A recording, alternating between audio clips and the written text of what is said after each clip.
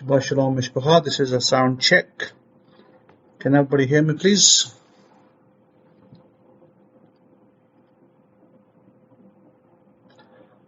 Okay, great. All right.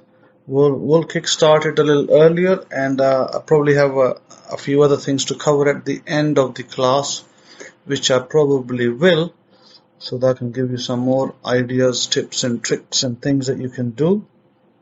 But I think this is important that you listen to this lecture that I have pre-recorded, because I was going to be away, but I'm present, so that's okay. I will be available here while I play the lecture, and then I'll hand it over to Rabbi Kefa, and then we can take it from there. So I think it's very important that we work through this lecture. The basis of the lecture is very simple. Instead of taking, to give you an example, some of you may have many ideas, many desires, many affirmations, and you may have anywhere between 50 to 200 affirmations, which is a lot. And then if you do those 200, say if you had 200 affirmations and you did do 200 affirmations every day, that will be quite a lot of work for you, just to repeat those every day. So the idea I'm going to present over here in this particular lecture is that not that you do 200 affirmations every day, but that we're going to condense it down, because really everything falls down to, majority of the time, it's either a relationship or it's either money. Those two things can do everything else. If, for instance, you wanted to buy a house, you wanted to buy a car, you wanted to pay your bills, you wanted to buy clothes, all of those things can be dealt with a sum of money. So one affirmation of money can deal with all of those things.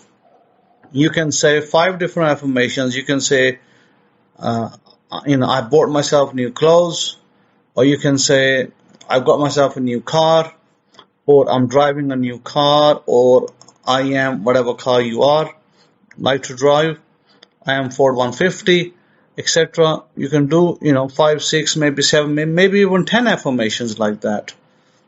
But the problem is this, that with those 10 affirmations, it increases your time in order to speak those every day, be, religious about it, and continue to use those. So I think it becomes difficult. It becomes difficult, and it becomes cumbersome. So my suggestion is to condense them down, and I would normally suggest that if you had, I'm talking about myself, I had about 200 affirmations, which is a lot. So I condensed those down to between 7 to 10. That's it. 7 to 10 affirmations, condensed down, shortened version of what I want and what I like to achieve. And they're all different things, relationships, money, land, houses, cars, whatever, all different things. Different people, jobs and other things as well. Jobs for different people, different things for different people, safety of other people, things like that.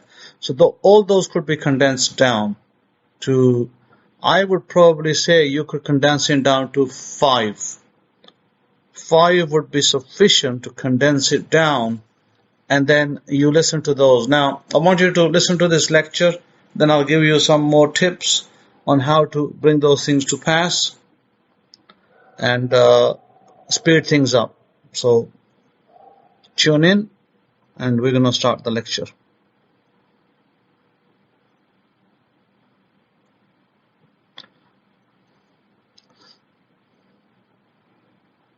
Shabbat Shalom Mishpacha. This is the Kohen speaking.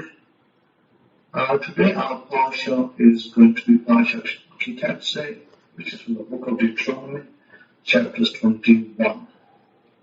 Now, before I go into this parsha, I would like to talk about events that have happened this week, perhaps, maybe last week. People writing to me, asking some questions, and talking about relationships and other issues. So this is actually, this parsha has several meanings. As you know, the Torah has 70 faces. On the surface of it, when you look at the parsha, in the book of Deuteronomy, chapter 21, verse 10, it says, when you go forth to war against your enemies, and Yahweh your power has given them into your hands, and you have taken them captive, and see among the captives beautiful women, and you find her attractive, that you would like to have her to be your wife, then you shall bring her home to your bait, and she shall shave her head, and trim her nails, and she shall remove the clothing before being captured, and shall remain in your bait, and have a period of mourning for her father and her mother, a full month, and after that you may have sexual relationship with her and become her husband, and she shall be your wife. Now, on the surface of it, this is talking about a war situation in the ancient times when the children of Israel went to war. They had to leave their wives. They don't know how many months they'll be away. And if they happen to kill the enemy, capture women over there, then they would decide whether they wanted to keep those women for wives, or what happens sometimes, these women would and could become slaves, and even could be sold on. These kind of things happen in the past. Now this is basically a basic meaning, but we're going to look at the spiritual, we're going to look at the philosophical meaning of what it's actually trying to explain to you, but it is much wider than you think. This situation that this parsha speaks about to us, and even within the same parsha, in verse 15, it talks about a man having two wives, one beloved and another loved less, and they have borne him children, both the beloved and the loved less, and the brother and the Bechor, firstborn son, was on the first, that was loved less. Then it shall be when he makes his sons to inherit that which he has, that he may not make the son of the beloved Bechor, firstborn, for the son of the loved less, which is indeed the Bechor. So it talks about favoritism. It talks about when you have two wives, you are not allowed to favor the second one's children in front of the first one, because inheritance belongs to the first one first. Again, marital laws, but like I said, there is deeper meaning to this.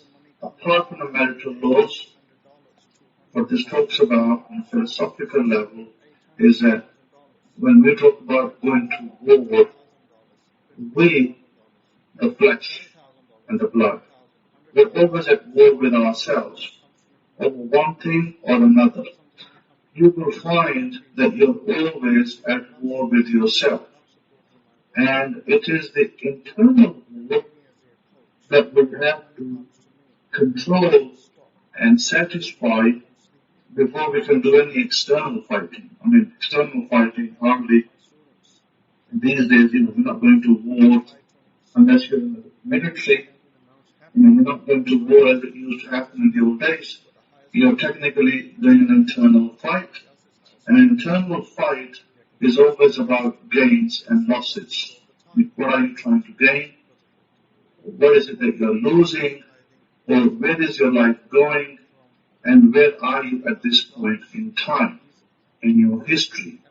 Now, I'll give you a simple example, and this is coming from an email that I had today, I believe it was. And the email basically stated that this young man, he's working in some place, some employment, and his managers are not treating him fairly. So of course he files a complaint, and he's expecting his complaint to be heard, and for them to, I don't know, maybe discipline the managers.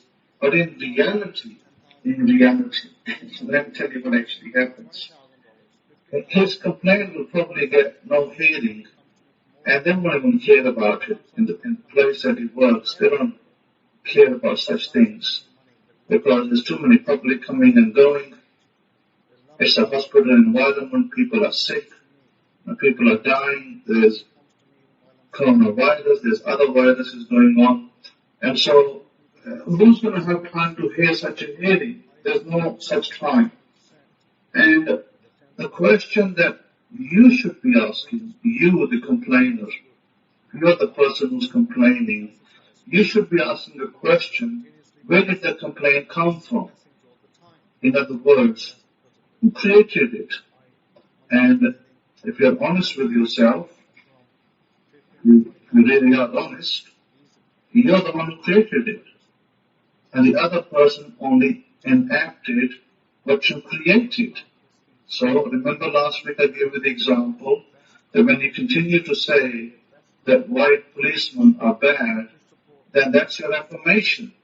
When your affirmation is white policemen are bad, then white policemen, some white policemen, has to enact that affirmation on your behalf. He's going to beat you up black and blue because that's what you asked for. You said white policeman is bad.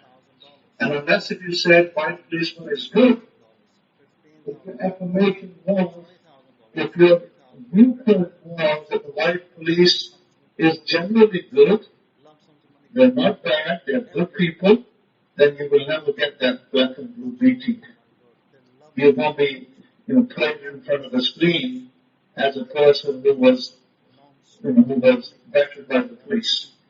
And this is the problem. This is a problem that we, as a people, have failed to understand, and I've tried to explain this many times in different ways, that you can only bring out within you, that whatever happens outside is only what comes out inside of you. And you might say, that person over there wronged me, that person scammed me, that person did this to me, or my husband did that, and my wife did that, my child did that. But really, all of these things are your self-creations. You create them. And how do you create them? I can guarantee you pretty much, and I'll give you a story behind this as well, to guarantee you that this person who's having complaints against his managers is probably running a mental diet, mental talk. And the mental talk is this, that his managers are no good, they don't treat him right, he's trying to do the best thing, but they are no good. Now that's his affirmation, by the way. Remember what I said? Your mental diet is your affirmation. When you continue to run that over and over and over, that your managers are no good, what do you think is going to happen? Your managers are going to do exactly what you asked. Remember, Neville Goddard gave a story in one of his books, in his speeches. He said there was a girl, and she always had quarrels with her boss. And she was, writing some kind of stories, scripts, or movies maybe. And she used to travel on the bus for 1 hour to work or thereabouts. And while she was traveling in the bus, she was always running this mental movie, the talk, where she saw her and the manager arguing. And she continued to complain against the manager. And when she got to the office, lo and behold, the manager would complain against her, argue with her, tell her her work is no good, and she was very upset. And so she came to Neville, and she asked Neville, and she said, well, I have this problem, and I'm not sure what to do. My manager is no good, he tells me off, he won't give me a raise, he does not my work. How should I deal with this? And Neville told her that this is your self-talk.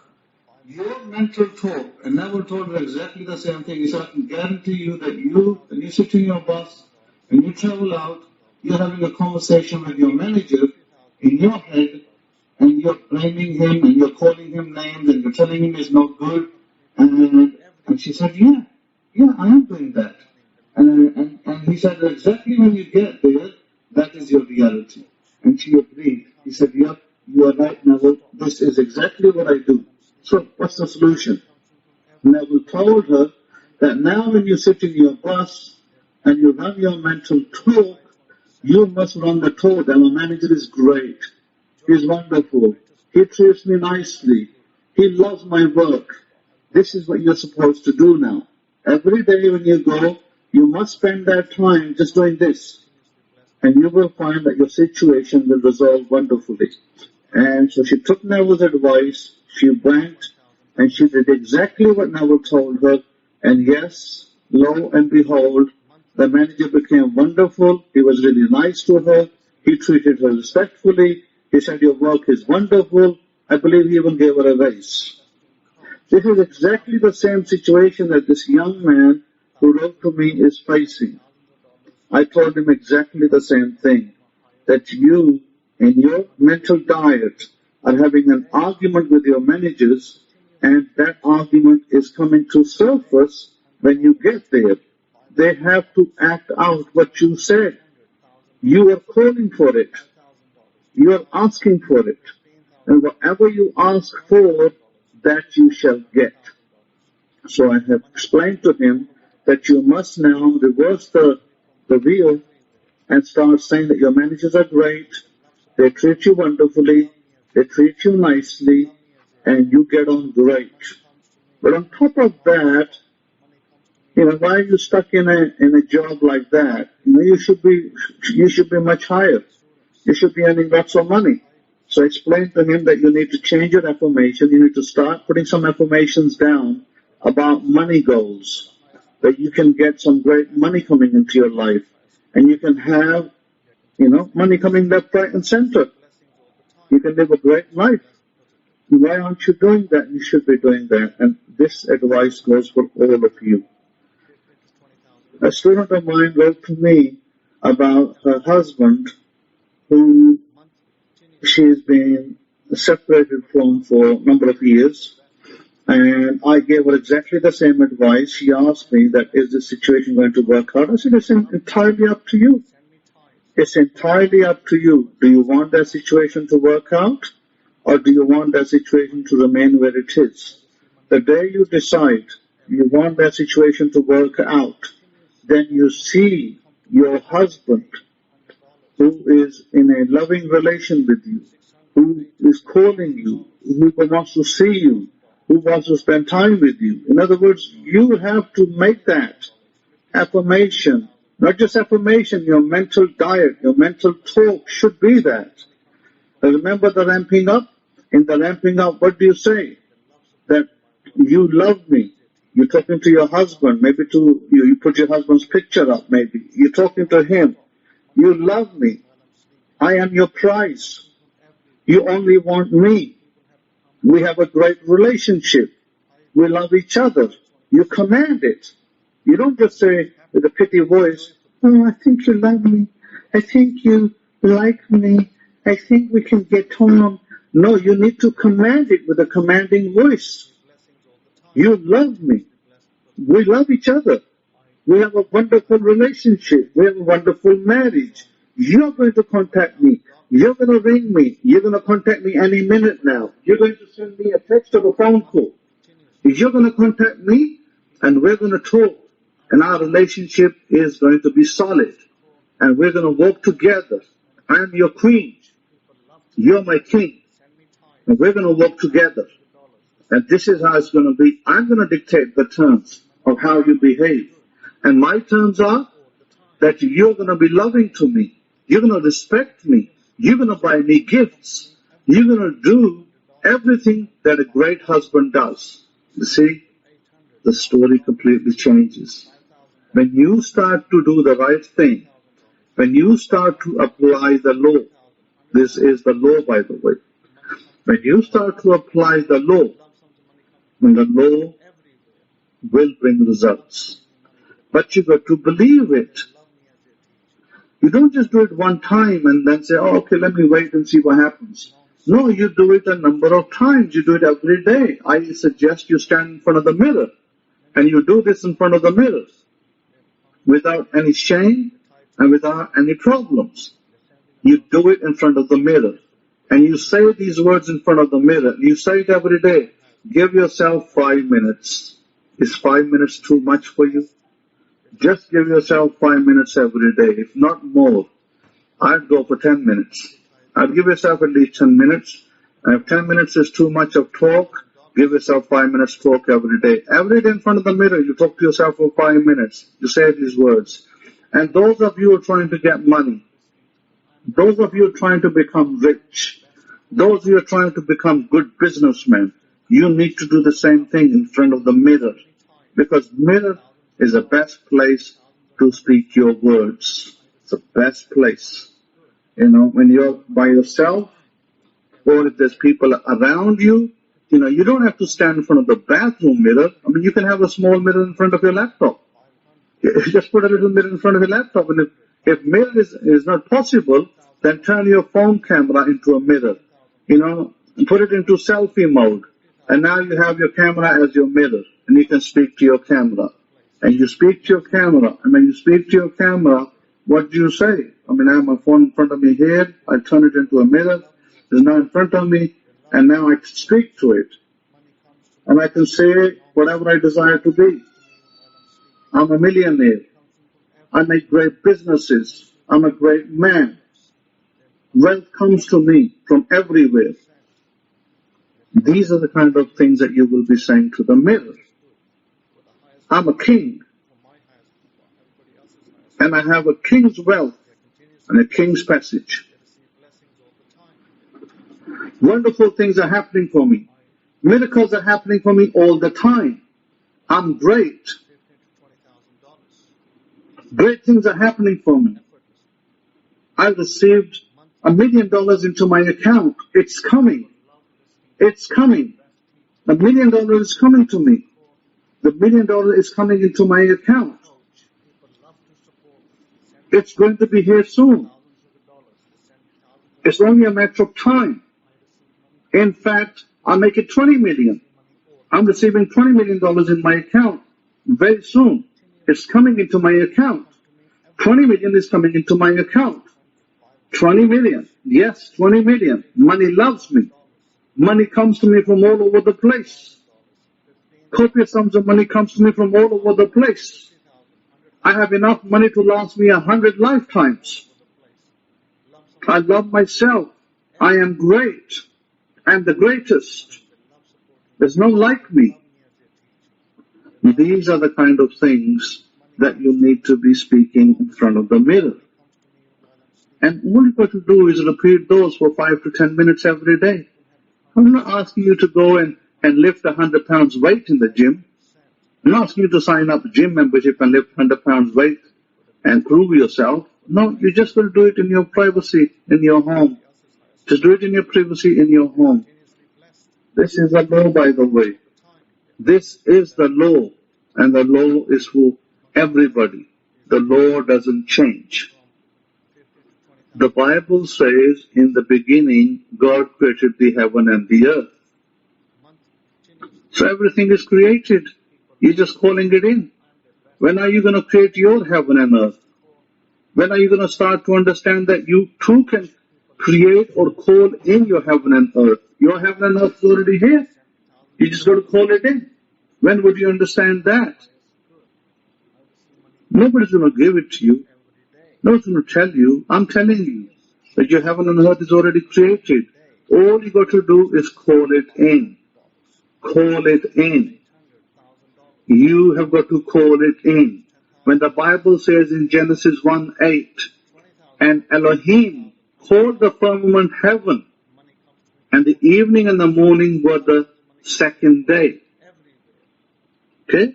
Here Elohim called the firmament heaven, meaning you decide what you want to call your heaven. You decide it. What do you want to call your heaven?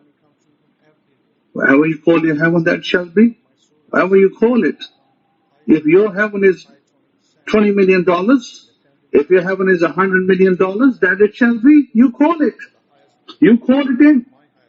You call it in. You command it in. I command you $100 million to come into my account. I command you $100 million to come in. You are coming in. I command you. You are coming in. You're coming into my account. You are going to come into my account. And I'm going to do wonderful things with you. I'm going to use you for the highest good. For the highest good of humanity. And for my highest good. Yes, you are coming in. $100 million. I command you to come in. It doesn't matter where it comes in from. I don't care if it comes from the lottery jackpot. I don't care if some man just gives you $100 million gift. I don't care if it's Bill Gates who comes and says, here's $100 million for you. Go use it for whatever you want. Doesn't matter who. But you tell that $100 million, you're creating it. You're telling it. Remember what God said? God called the firmament heaven. Well, if the kingdom is within you, if God lives within you, you have the I am. What's wrong with you creating or calling the firmament heaven? What's wrong with you calling $100 million? Yeah, it doesn't. If some of you can't understand 100 million, then you don't have to be 100 million. If some of you only understand 1 million, or you only understand 500,000, and if you feel there's too much for you to handle, you don't understand what that money is, then you can go for your smaller amount. Go for $500,000. Go for $1 million. I call in $1 million. I am calling in $1 million. It's coming to me. It is coming to me. It is coming to my account. It's coming to my account any minute. I am receiving $1 million any minute. It's coming to me. It belongs to me. It's mine. It's my creation. I receive it. I received $1 million. It's coming to me. It's going to come to me any minute. Do not deny it. Accept it. What you reject will not come in. What you accept will come in. When you have bills to pay, you can't just sit there crying about bills to pay. You call money in. You have a bill to pay. You're upset. You got a bill to pay. Whatever that bill is, $100, $500, whatever it is. What do you say? I call in $500 to pay my bill. I call it in. I receive the $500 to pay my bill right now. I receive it right now. I receive it. It's coming in. My bill is going to be paid. My bill is paid. My bill is not only going to be paid, it is paid. Money is coming in. Money comes to me. I'm a powerful money magnet.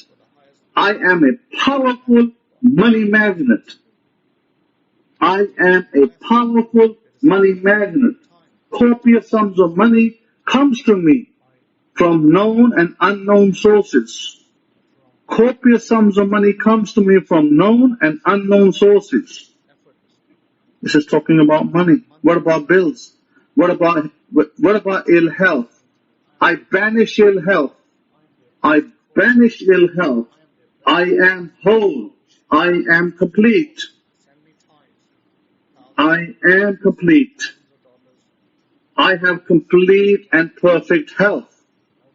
I am in completely perfect health. I have a healthy mind and healthy body. I have a healthy mind and healthy body. I am great. I'm a healthy mind and healthy body. I'm a continuous healthy mind and healthy body. I'm a continuous healthy mind and healthy body. No disease can touch me. No disease can come close. I am disease free. I banish all diseases. I'm in healthy mind and I'm in healthy body. And no one can touch me. I have a beautiful long life. I have a beautiful life. Healthy life. Wealthy life. I am wealth. I am health. No disease can come close to me. I am disease free. I am in complete and wonderful health. See, these are the kind of things that you should be talking about every day. These are the things that you're supposed to be talking about. When God said in the book of Joel, let the weak say I am strong, he wasn't joking, was he? God said to the weak, the man who felt weak, He said to him, let the weak say, I am strong. Why? Because it changes his constituent. Once he starts to believe that he is strong, he will become strong. That's how it affects it. When the angel goes to Gideon, and Gideon is all feeling disheartened. He's facing an enemy. He doesn't know what to do about it. He doesn't have enough men. They're a bigger army. And what does the angel say to Gideon? Gideon, he doesn't say, you weakling, Gideon, you stupid little man, you stupid, fearful idiot. He doesn't say those words. He says, mighty prince, Gideon, mighty prince. Think about those words that the angel used. He lifts up Gideon and he tells him that you're a mighty prince. The Bible in this particular passage calls Gideon mighty prince, mighty man of valor. And the NIV translates this as mighty warrior. You see, they're preparing him for a war. You can't prepare a person for a war with weak words. You are fighting your internal. Remember, we came to our initial parsha, and our initial parsha that I read to you, it was talking about, in the book of Deuteronomy, it was talking about you going forth to war. Well, you're at war with yourself every day. You are at war with yourself every day. You got to lift yourself up. There may be nobody to come and lift you up in your home. Maybe there's all these people around you who just come to confuse you, who just come to put you down, and just come to call you names, and call you weakling, and call you bad, and call you evil, and call you no good. God doesn't do that. God doesn't say you're no good. God says you're a mighty man, a mighty woman of valor, a mighty warrior. That's your title. You're a mighty warrior. So when you stand in front of that mirror, what do you say? I'm a mighty warrior. I'm a mighty woman of valor. I'm a mighty man of valor. I succeed in everything. My manifestations come quickly and easily. Everything I write for my manifestations come true. They come really fast. I'm a mighty man or a mighty woman of valor. I'm a great man. I'm a great woman. These are the kind of words that you need to be speaking to yourself. When you start speaking to yourself these words every day, you're not going to be writing a complaint letter to the HR department. You are going to be the star.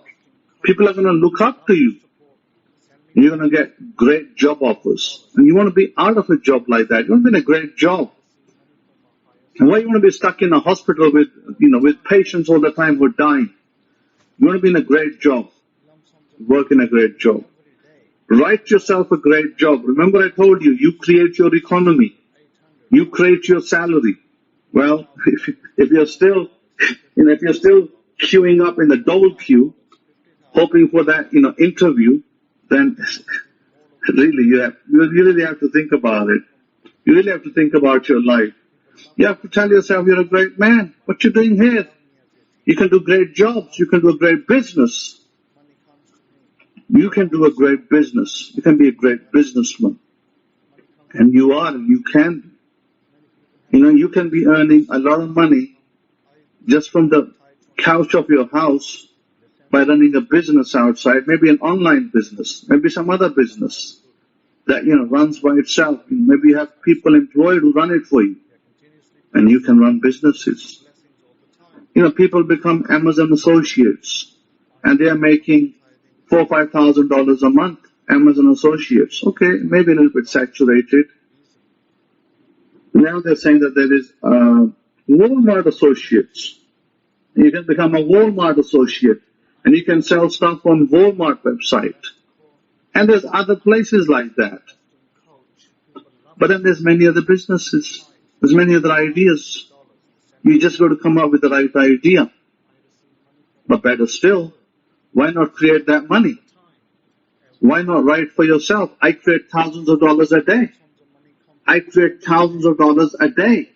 Then you can apply that thousands of dollars a day to wherever you want to. Put it in the stock market, put it in cryptocurrency, put it wherever you want to, and make your money.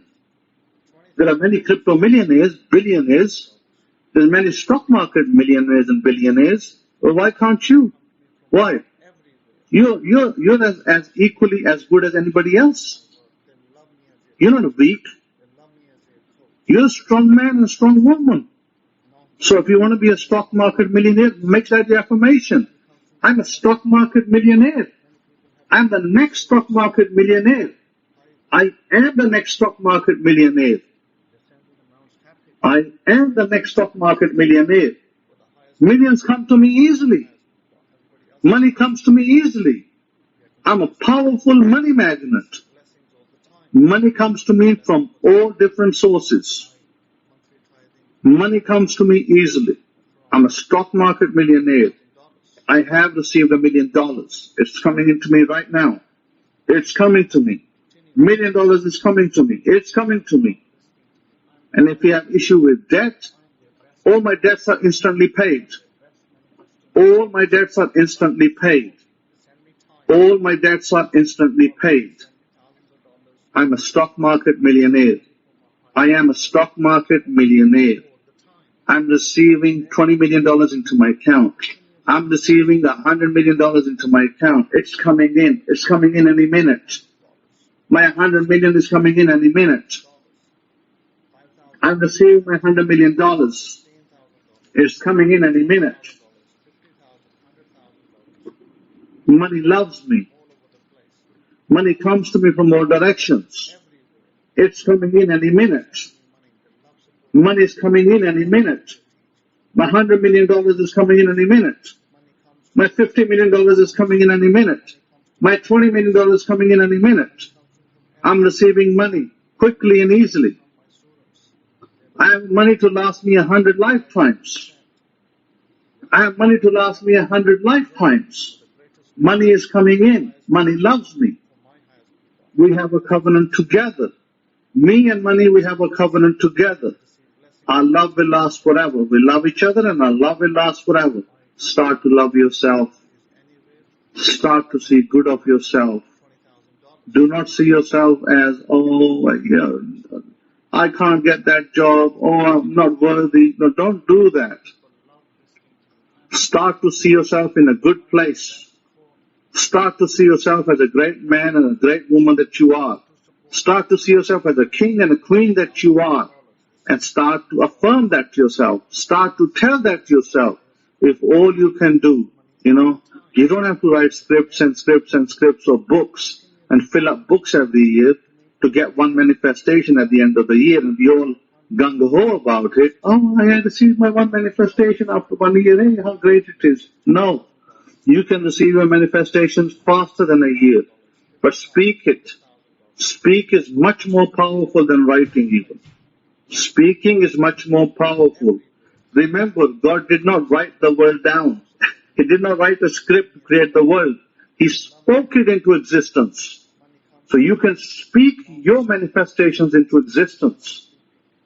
Speak them into existence. Spend just 5 to 10 minutes a day in front of a mirror in your private time. If you have people around you, then do not speak out loud. Just put a mirror in front of you and speak to it in your mind. Repeat the things you desire to have. Whatever things you desire to have, money, car, house, speak those things in your mirror.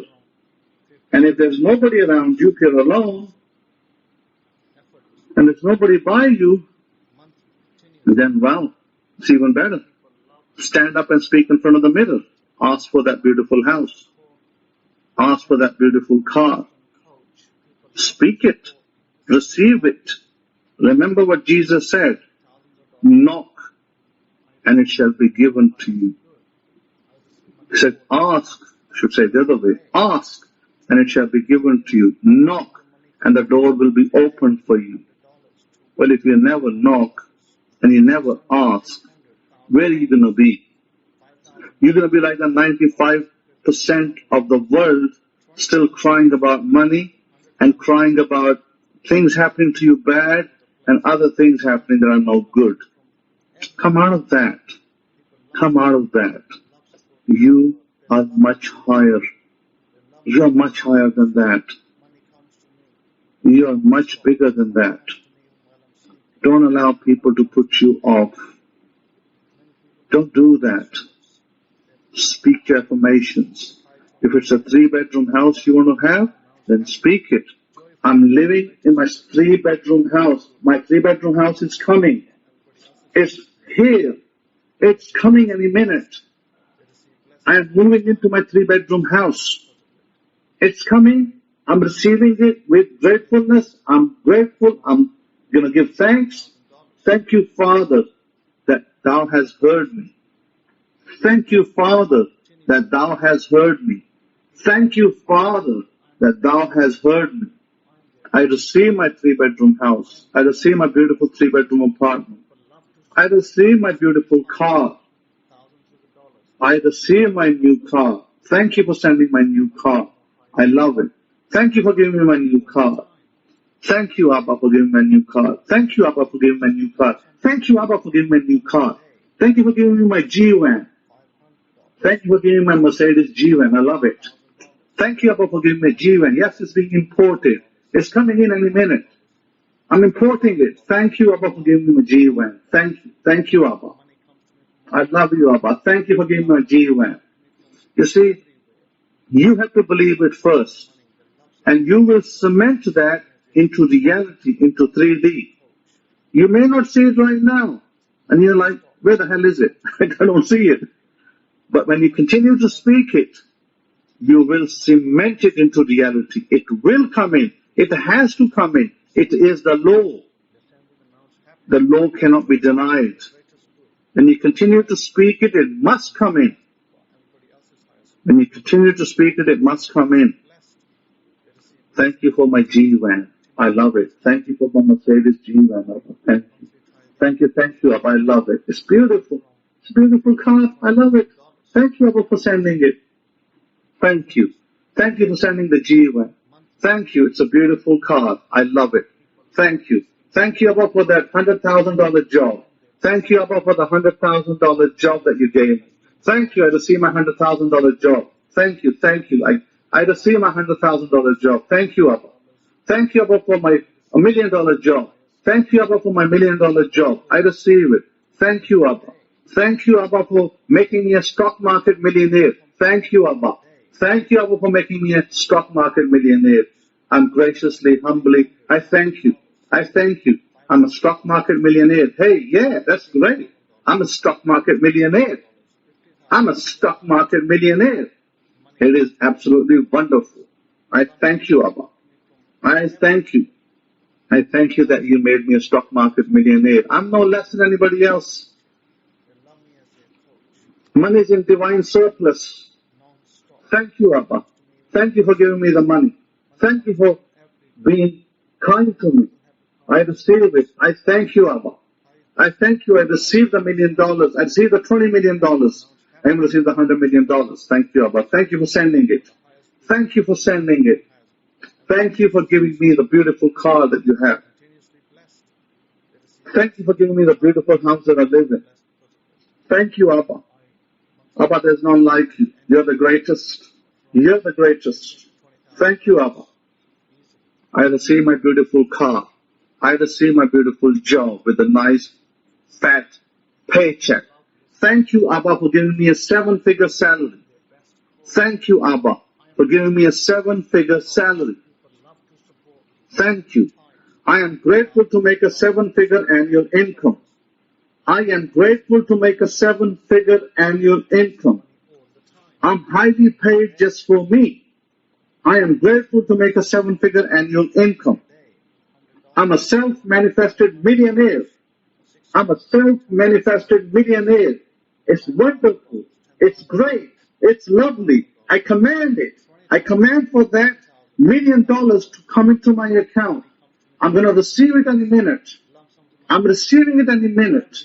I thank you, Abba. I thank you that you give me a 7-figure annual income. I thank you. This is the way you should be speaking. This is called ramping up. You ramp up and you will receive. You will never look back. If you want that husband, remember what I told you. Command it. You tell that husband in the air how important you are to him. Don't worry how important he is to you. You need to tell him how important you are to him. You are a queen to him. You are his prize. You're the only one he wants.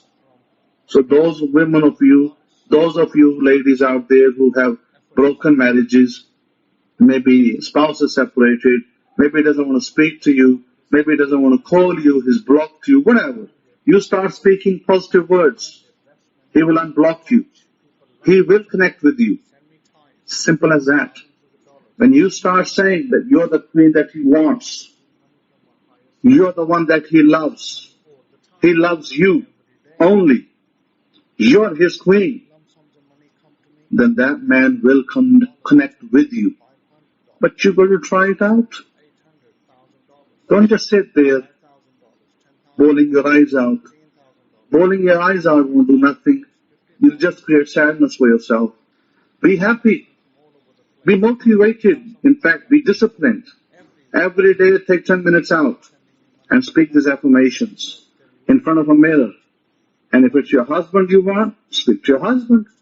If it's the car you want, speak to your car. If it's the house you want, speak to your car.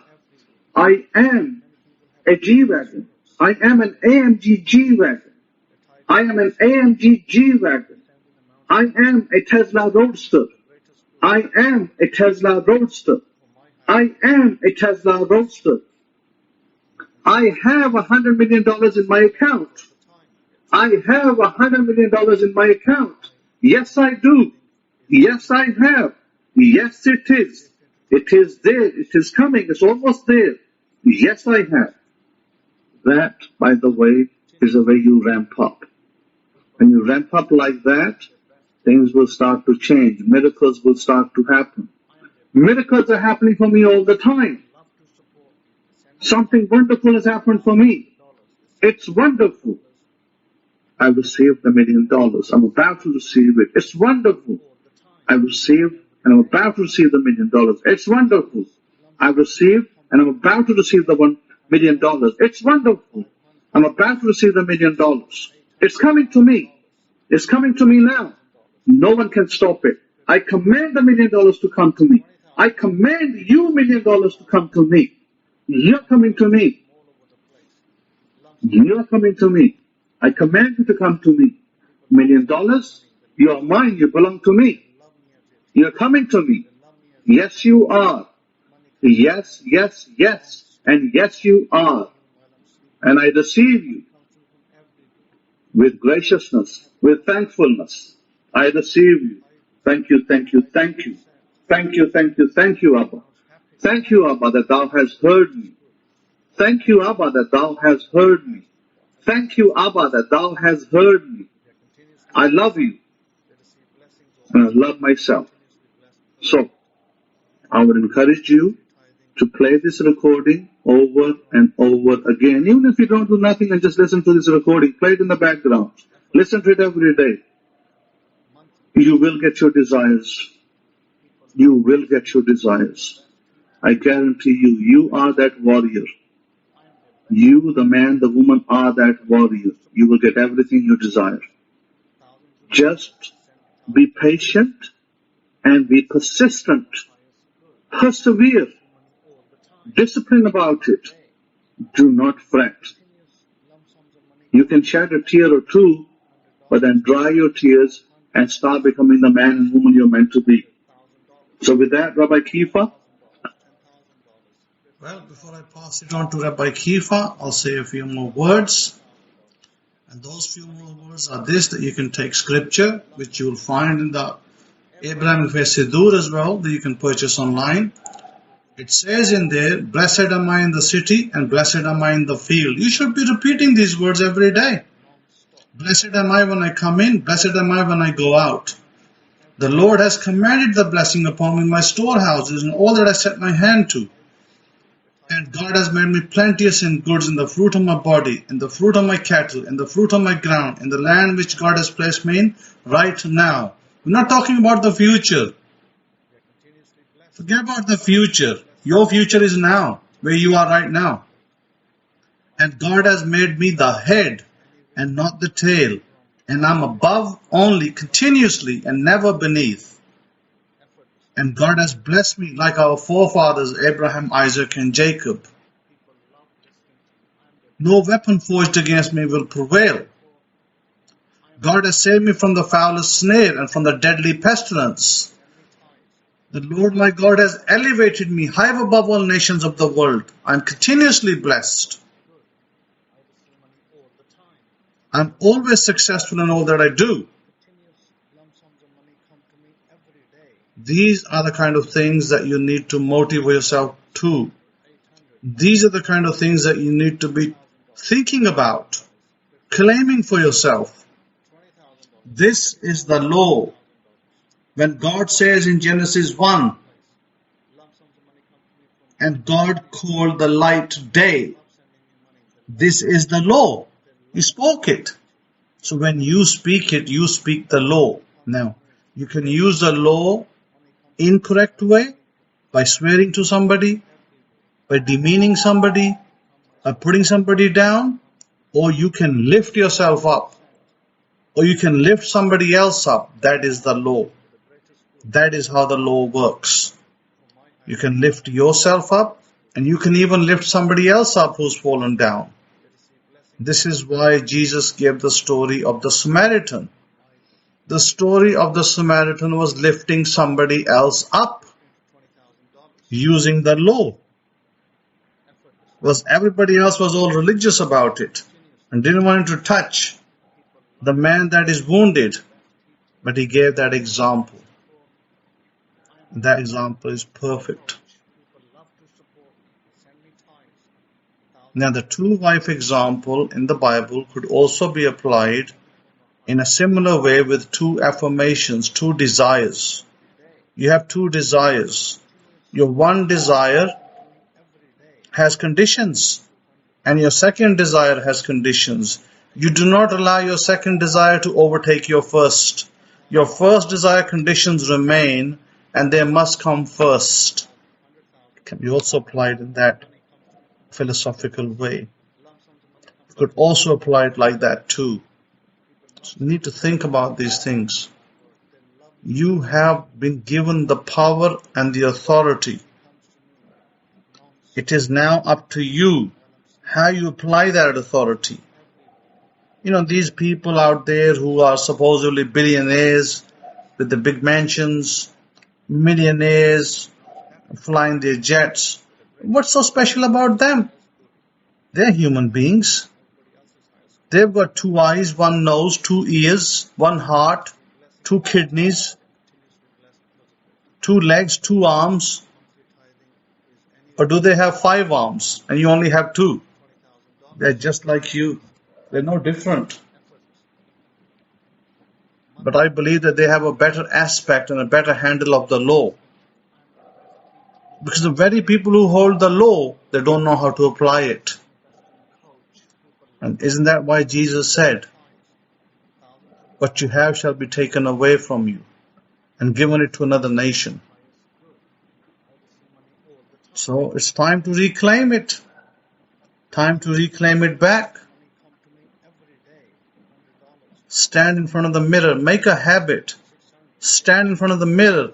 And just because you don't see it right now, just because you don't see it in the 3D, it doesn't mean it's not happening. Things are always moving. Things are always shaking in the background. And also, I will give you one more example which I think is quite pertinent.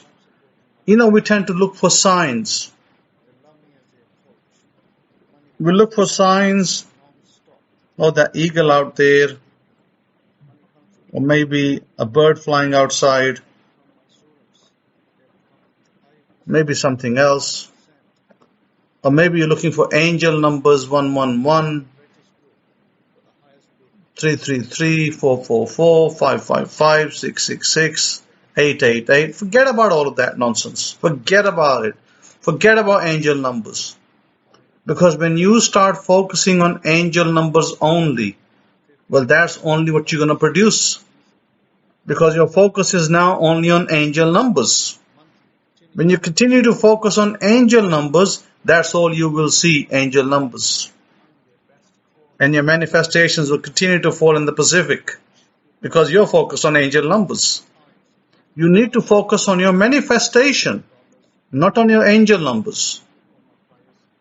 Your focus should be on your manifestation. If it's that $150 million that you want, then that's where you focus on. And you continue to speak it every day. I am receiving the $150 million. It's coming into my account. I command it to come into my account. It's coming in. It's coming in any minute. I'm going to receive it. Yes, I'm going to receive it. I am getting that $150 million. I'm getting my $5 million business. It's coming in. It's coming in any minute. It is going to come in. It is coming in. That is how you should be speaking. You shouldn't be saying, oh, I just saw 111. I wonder what that means. Yeah, then you look for another 222, then you look for 333, then you look for 444. And that's all you do all day long. Oh, I saw 111. Oh, I saw 222. You're wasting your time. You need to focus on your desire.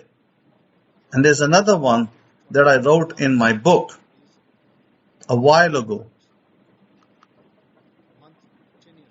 There was one that I wrote in my book. Now there is affirmation and there is affirmation. Affirmation and affirmation.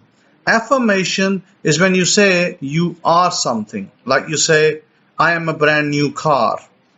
I'm a brand new home. I am something. I am beautiful. That's an affirmation. Now listen to this. There is an affirmation with an O instead of an I. And that means you do a Y against it. I did write this in one of my books. Bullseye. The Y. Very powerful.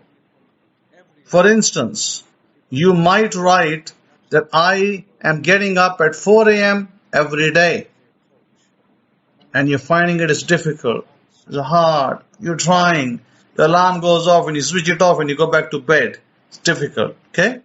Now, when you write it down as, why do I get up at 4 a.m. every day? That's an affirmation. Now, your subconscious will automatically wake you up at 4 o'clock and make you get up. Why am I getting up at 4 a.m.? Now, let's apply it another way. Instead of saying, I am a millionaire, okay? Some of you are going to have a hard time believing it. Some of you have never seen $1 million in your life. You probably haven't even touched $300,000. You don't know what the hell $300,000 looks like. So you're going to find it hard to believe. So what do? You say, why am I a millionaire? Why am I a millionaire? Means that now your subconscious, your mind, your I am, your internal kingdom, it has to bring that money into your life. And you will answer that question for yourself. When you ask the question, why am I $1 million? Why do I have $1 million? When you ask that question, why do I have $1 million? Which is an affirmation. Then the answer will come to you, such as, it could be something similar to, this is for your highest good. This is for the highest good of your community. A number of answers like that would come to you. But when you say, why do I have $1 million? There's no longer a resistance. There is no resistance in your mind. You don't have to think, I don't know how it feels like holding $1 million. Because you don't care after that. The $1 million will come to you. And you can hold it and you can feel it. It'll be in your account. There'll be a balance. You can see a balance in your account. You can even fake a balance. And you can keep looking at your balance every day and see that you got $1 million in your balance, $100 million in your balance, $150 million in your balance, even $200 million in your balance. Is it hard? Is it too hard to write $200 million on a piece of paper and make that your balance? Isn't that what that guy did, the actor? Remember the actor who held a $10 million check in his pocket? He just wrote it on a piece of paper. It wasn't even a check. It wasn't even a proper bank check. He just wrote down 3 or 4 lines of text on it. He put down his name, he put down $10 million, and he put down that he received $10 million. That's it. 3 lines of text. He faked a check and had it in his pocket for 10 years. We haven't been doing this for 10 years, by the way. I haven't been teaching you this for 10 years. Maybe I've been teaching you this since 2018. Maybe this is the 3rd year now. Important year. You can do it. You are capable. There's nothing can stop you. There is gazillions of millionaires out there. And you can be a millionaire as well. Even if you don't know what $1 million looks like. Because when you have a balance on your account and you have a plastic to carry with you to spend it, you won't worry about what it looks like. You'll be buying the things you want to buy. So don't worry about it. Just like I told you, there's affirmations, there's affirmations. Take out of all of your affirmations. I mean, I had, my goodness, 200 affirmations or something. I'll sit down and it'll take me about 20 minutes to read it. So what I did, I took about 7 affirmations. I cut it down to the most critical affirmations. I recorded them. And I will listen to them at night when I go to bed. That's what I would suggest to you. Take your most important affirmations. If you got 50 affirmations, 100, 500, out of those, take the most important 5 to 7, maybe 10 affirmations the most, no more than 10. I probably think even 5 will do it. Take 5 affirmations, record it on your audio, in your telephone, in your memo, in your computer, put it on your phone, and listen to it when you sleep at night.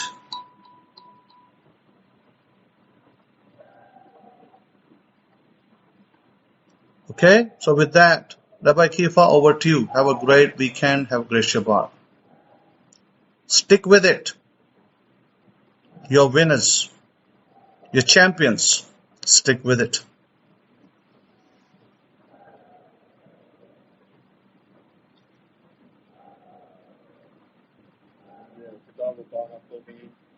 For the great instruction going forward.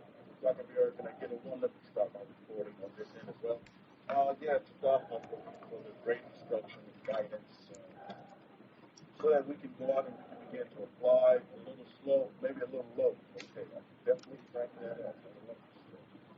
Definitely can crank it up. Okay, that just be a little bit better there. Okay, to Dr. for the great instruction going forward. Turn that down. For another laptop. Okay.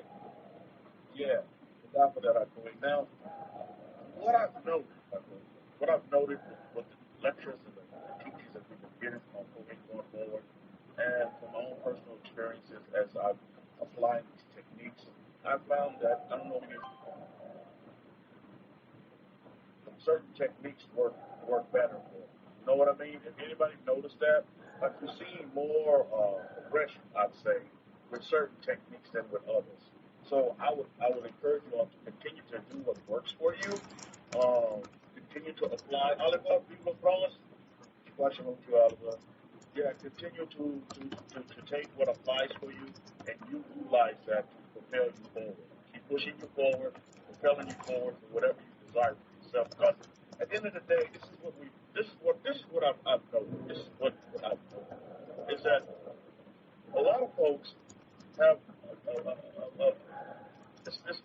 they have a misunderstanding of what the law really is. When we say law, this is what you'll find. When we say law, when you say the word law, you're going to find that When some people hear the word law, they're going to run away. They're going to quickly run away from it. Or you'll say law and they'll begin to fear something. Or you'll say law and they'll use it as an excuse for their failure. Think about what I just said there. And it's so true. It's the student of human nature. And you study human nature, you must understand that these are the consequences of the word law. Think about it for a minute. Number one, either they'll run away from it because you fear the law. You'll run away from it because you don't want to be bothered with the law, or you're going to use the law as an excuse why you cannot be successful, why you cannot succeed, why you cannot have that peace, love, joy, and happiness, the baseline settings for all humanity. Throw religion out of the window, because if you're here with religion, religion is one of the biggest culprits of the law of the law. Let me just say, of the abundance of law. Let me put it to you that way. You know why? It's because when you look at it, and I want you to start equating law, because how many of you understand that you must have life is totally all about relationships, good, the bad, and the ugly. Life is all about relationships, and this parsha, Chadasha, brings that out as well. Throughout the whole of our Torah, this is brought out. And I want you all to begin to understand this, family of Israel, is that don't consider law. Consider law. I want you to interchange law with relationship, because that's just what the Torah is. The Torah didn't come to you with a pile of law. The Torah came to you with a relationship. Or let me put it this way. You came to the Torah looking for a relationship. I guarantee you that's how it happened. Torah don't come to you. You're going to come to the Torah because you'll be seeking and searching for what? A relationship. A better relationship than you had with Kenneth Hagin and Copeland and the Catholic Church and the Christian Church and blah, blah, blah, as you go on down the list. It's like you wanted a better relationship. You're sick and tired of going through the motions and all of this other stuff. So when we look at it, look at law and our understanding as a relationship. Chadasha, this parsha brings that out big time. If you know, time and time again, we'll go through some of the instances within our Torah law, within our Torah relationship. Do you not see the relationships? How many of you have your Abrahamic-Faith Bible, you get your break scrolls in front of you? Just go through, just look at and open up Deuteronomy chapter 22 and just begin to read the different relationships that are there. The relationship that we are to have with plants. The relationship we're to have with pets. The relationship we'd have when we find somebody else's clothes. Come on now. Are you with me, Ms. Bond? This is all about relationship. This is what it's all about. You heard him say it in this lecture as well. This is about a relationship. If you want money to come to you, and I'm noticing this as a student of human nature. I know folks with all kind of titles behind their name, being in the medical profession. They have titles and loads of titles behind their name. Yet, they've really circulated a lot of money to get these degrees and get all these titles behind their name. Yet I see them not happy. And number two, they have a very piss-poor relationship with money. And they'll sit there, still listen to them, they'll talk money down, and they'll run money under the bus, but at the same time, they need that money to keep their businesses running. And they're wondering why they're having all kind of money issues. It's because they have a bad relationship with money. They court money and money runs away from them. See where I'm going? And it's not just money. You can take that and apply it to any relationship. But understand, money is a relationship. So in a relationship, you wanna cultivate a great relationship, don't you? You don't want to cultivate a bad relationship with money. You don't want to cultivate a bad relationship with peace, love, joy, and happiness. But yet people are doing that. You run around, saying that, you love God, but you hate your neighbor. Oh, I hate that guy over there. But you say, oh, I love God. I'm a God lover. I'm a God-fearing man. But you hate your neighbor and you're kicking your dog. Well, what is that about? See, these are people that understand the law in the wrong way. Now, let me tell you, I'll tell you for the most part, when you look at, relationship and law, look at it this way. The whole of the world is smothered with a bunch of law. And what you'll see in religions is they love to do this. Religions are some of the biggest law contractors that are out there in the world. Because think about it. Pick any religion that you want to. What the first thing they'll do is they'll give you a bunch of things that you have to do. So they'll take some laws and they'll pile upon them. And they'll keep piling upon them. And the longer you stay in their religion, they'll pile upon some more law for you to do. You understand what I'm saying? And they just can continue to pile upon the law, or they smother you with a bunch of things that you must do.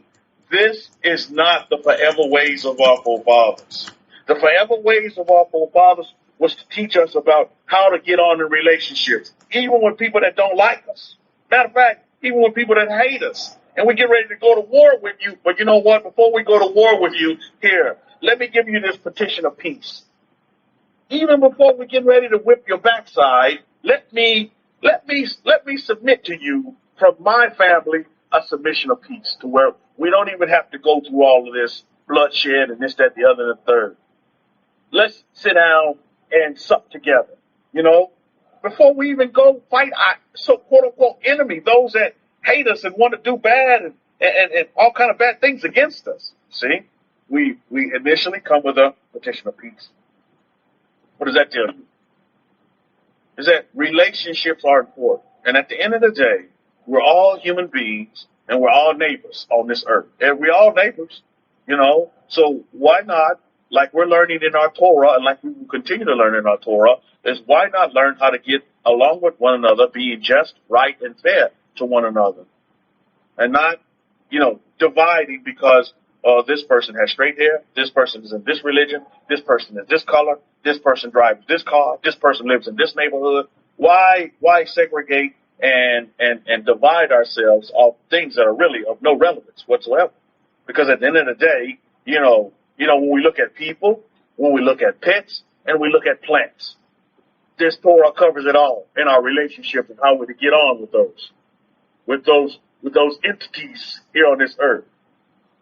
Yes, we have been given dominion over this earth, by the way. We're supposed to dominate the earth, but how are we doing that?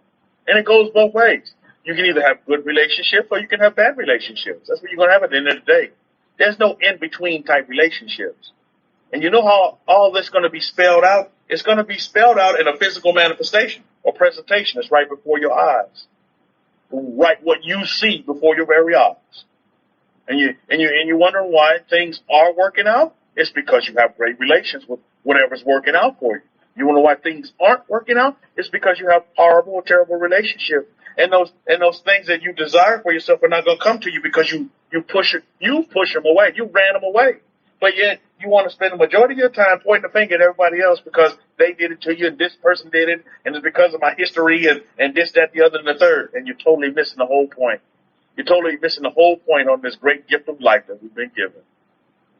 Is to run around here complaining and moaning and groaning and making excuses. You see, that's one of the greatest things that, those under the quote-unquote law, as they see it, will do, because it'll give you an excuse or to put you in fear. Let me give you an example of the fear model of the law. Oh, no. And this is all some people worry about. Oh, am I going to go to heaven? Am I going to go to heaven? If I do this, will I get into heaven? If I do this, will I get extra points? And St. Peter at the pearly gates will let me in because I did this particular action. Oh, should I be doing that? Oh, God, what should I be doing that's going to be pleasing to you? See, these are people that are running in fear over the law. They're fearful that they're going to break the law. Oh, here's another one. Oh, I'm just a sinner. I'm a sinner, and I'm going to go to hell, and I'm fearful for going to hell, but I'm a sinner. How do I not be a sinner? You see, this is what they do. I tell you, it's one of the biggest things. And at the whole time, all of this positive energy is wasted on something that is totally futile and useless as you walk the face of this earth. It has by no means had any kind of a positive energy on you fulfilling the desires that you want for yourself in this particular life that you're in right now. You know what I mean? And it has no particular, it is not helping you one bit be successful. Be at peace with yourself. Be happy. Be full of joy. And be full of love. It is no way doing those things whatsoever. Yet you sit up in these particular, conventions and you go to these prayer meetings and do all these things to do what? It's just rote. You're doing the same thing over and over and over again, expecting different results, and they're not, and the results are not coming in differently. Just the same old thing, same old thing. And then you get to the point in your life where you realize, man, you begin to ask yourself this question as you begin to question yourself: Is life? There's got to be more to life than what I'm seeing right now. I've been put on this earth for a reason. It's not just to go along with whatever. You have your own wants and desires and needs, and there's nothing wrong with that. But religion will suppress that and tell you that you have to follow a pattern. Oh, the only pattern you have to follow is your pattern. See, they'll put you in this law perspective. Oh, we have to do things this way, brother, and if you deviate from this, you're going to hell. Center, chicken dinner, and blah, blah, blah, blah, blah, blah. They run you down the rabbit holes that they'll give you. But all you have to do is look inside yourself and ask yourself, what do I desire for myself? What do I want, and pursue it? Cohen has given us the tools. Cohen in the Gate has given us the tools. Rabbi Simon Altab has given us the tools. I mean, not just one tool. He's given us many tools that you can utilize that can be beneficial to you. And meeting those desires that you want for yourself, that you want. What do you want?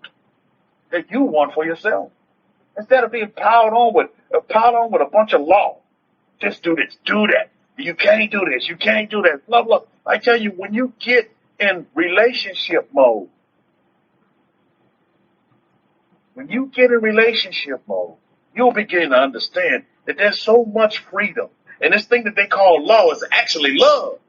It's love for your fellow man. It's love for your fellow pet animal. It's love for your fellow plant. That's just what it is. It's not law like you see it like, okay, well, if I don't do it, then I'm condemned to hell and blah, blah, blah, and blah, blah, blah. No, you're not. That's where they want to keep you. And in our conditioning that we were given, this is definitely what we see for ourselves.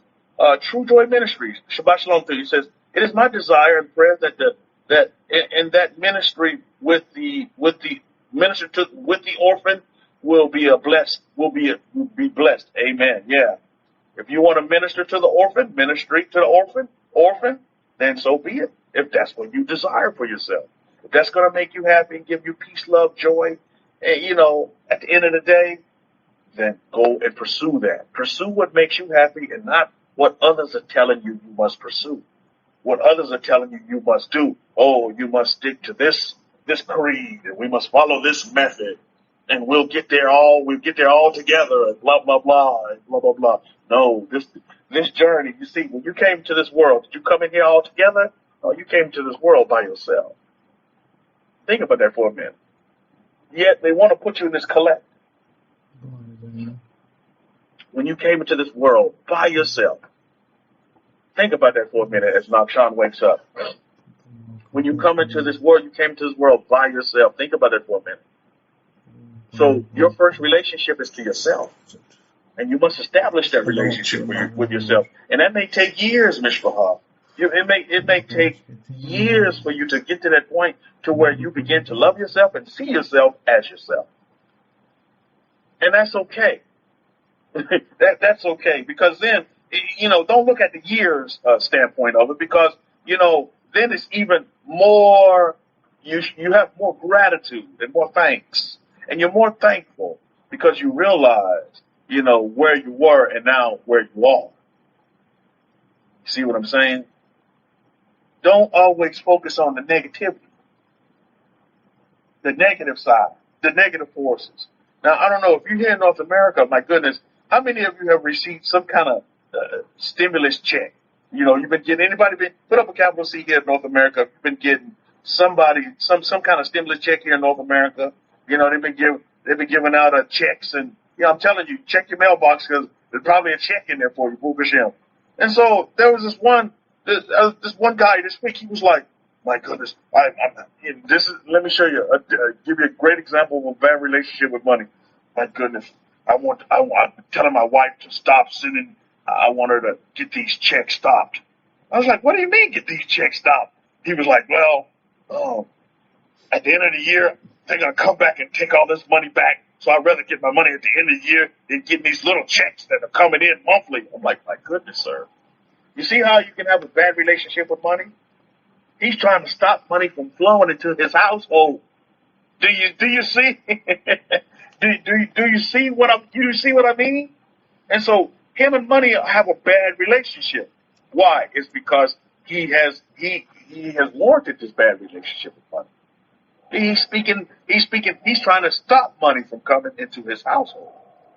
You see what I mean? He's trying to stop money. True Joy Ministry says, I haven't got my check. If you have children, I think it's like a child credit. I don't know what, it's some kind of child stimulus check. I don't know, but it's coming to the households and people are loving it. And I'm looking at the reaction of all these people that are getting these checks coming in. They're like, wow. For the most part, they're totally happy. And they're just surprised. And they're like, wow, this is awesome. The government is actually giving us money.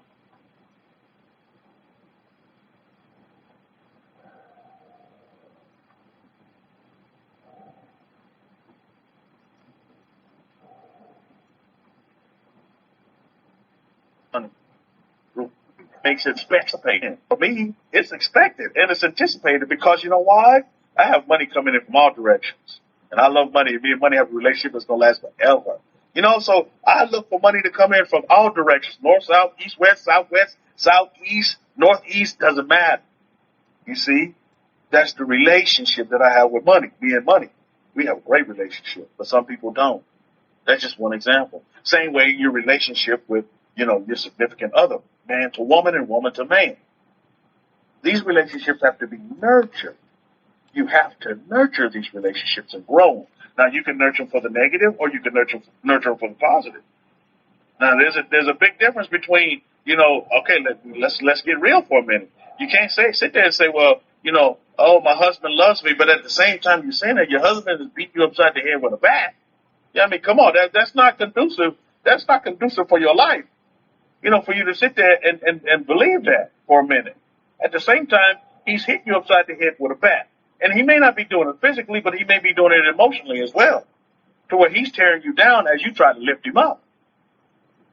You may need to just find a new husband. For real. Before, something detrimental happens to your health.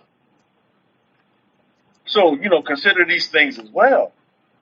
It's very, very important that we're wise. And we operate in understanding with wisdom. And not out here just with foolishness. You see? So, and what'll happen is with this law that they'll throw on you, you'll get they'll pile up so much law on you that you have a big mountain that you can't even see over the other side and you can't even cross because it's just so much law. I lived in that for a long time in Catholicism. Went to catechism. All the truly freedom that I have within the confines of this, the holy tree, the Torah, to sit underneath the tree and to sit underneath the feet of Hakoim and continue to learn and grow and to be the man that I want to be, which is happy, humble, peaceful, successful, joyful. And I do that every day. Every day of my life. I don't care what I'm going through. I'm going to go through it with joy. I'm going to go through it with peace, and I'm going to understand it. And I want to get under it and understand for what it really is. And I'm going to find the good in whatever quote-unquote bad situation may come. There's always good in it. Sometimes we just have to dig a little deeper for it. I'm not going to sit here and be hoodwinked and bamboozled and afraid because there's this big mountain of law in front of me that I cannot, get around or get by it or go through it. Because I can't.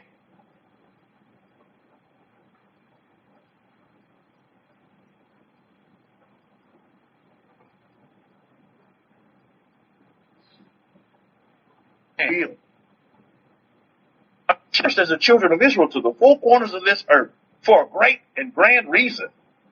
But in our process of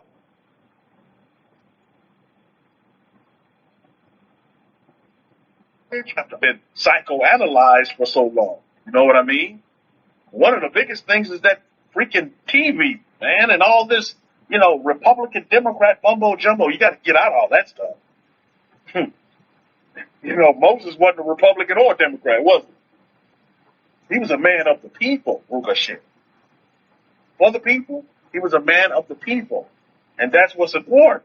You got to get out of all this party, this, that, all of these things that divide. You got to come out of that.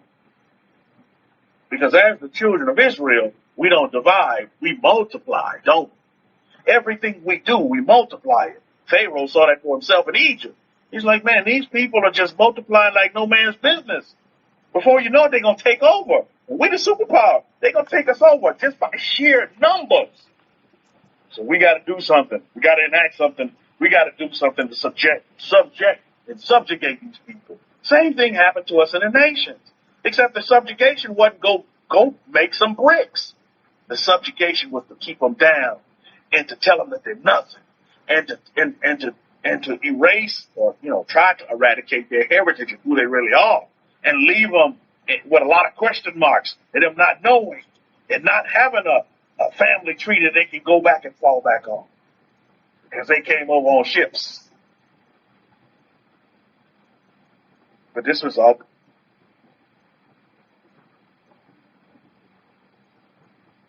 It was something you forget, but then they would be reminded, then they would come back to that first love, Ukashem. Come back to that way of life, that way of living, not to a religion, Mishpahah. Noah got off the boat and he didn't proclaim Catholicism or Christianity. We have to get back to what's the basics of what's really important. And just like Aquin is teaching us, and it's real simple. This way of life is so simple.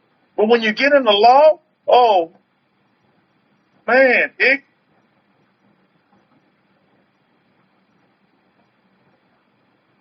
law can just, smother you. And it can just sit there and they'll pile law on top of law, right, Oliver? To where you don't know if you're coming or you're going. And you're like, my goodness, can I even see the promised land with all this stuff I got to do?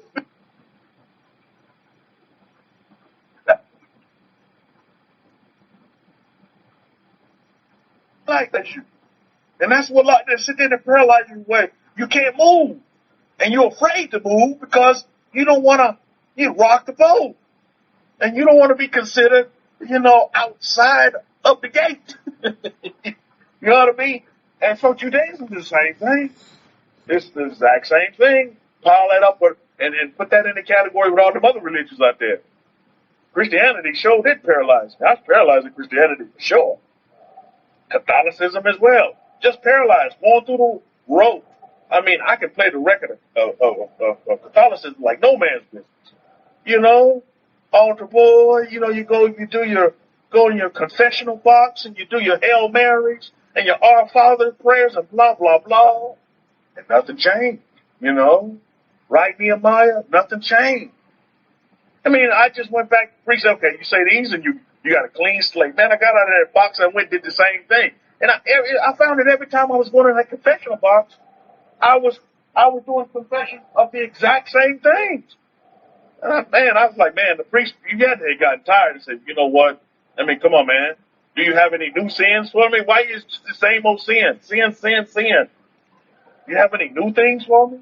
So we have to consider going forward. Is that we have to come out of that mountain of law and get into the love factor, relationship factor of this Torah. Because that's what it's all about. It's a relationship. It's a relationship, Mishpah.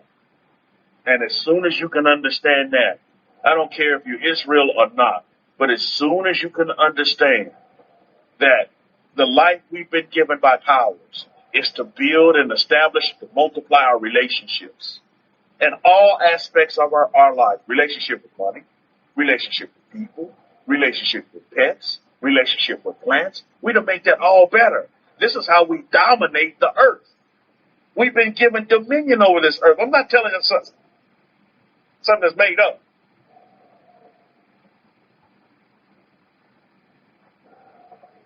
With this earth, what are we doing with it? Semi-saying food for thought. Should say we have many, many things to unlearn and say many things to learn. Oh, indeed. And we'll continue to be learners. And we'll continue to unlearn this chaotic method that has been placed on a lot of humanity. When we look at humanity world over on this earth, some countries have great law, and as you can see, some countries don't. Think about that for a minute. I mean, I don't know if any of you seen what's going on over there in Afghanistan, but I mean, it seems like that law and order over there, people want to get out of there like no man's business. You know what I mean? Doesn't that make you feel grateful, happy, and humble for where you're located in the world, and give thanks to the powers of Israel, the way He dispersed and scattered you? Now, when we look at Afghanistan, that's nothing new under the sun. If you have Akohi's books on the World War III series, you'll learn that in history, we can learn a lot from history, Simha, right? We sure can. The factual history that's out there, not the made up stuff. But when you look at the factual history on the ground, so many countries have went in and tried to conquer Afghanistan, and they're not going to do it. Newsflash, that's not happening. Hakohi wrote this in his book, says this is not going to happen. You're not going to go in there. Russia tried it. All these other countries try to go in there, and it's not going to happen. You need to tell all these superpowers, it's not going to happen. So what happens is they'll go through the motions, and they'll try to exit out quietly. You know what I mean? They exit out with not a win or a loss, like they did the little Vietnam thing. Nobody won, nobody lost. Let's just get out of here because. And again, just like Akohi said in the books, he prophesied this a long time ago. When he wrote these books, he said, you know what? Nations, what these Afghan people are going to do is make these nations lose a lot of their monetary wealth. They're going to pour in a lot of money.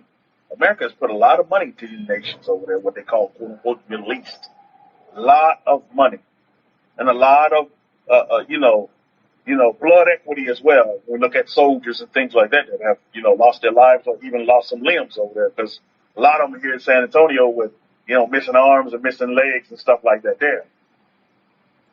So a lot of they're bleeding out, excuse the pun, a lot of money being over here. And they realize, we can't stay here forever. So eventually there has to be an exit strategy. You got to be able to exit out.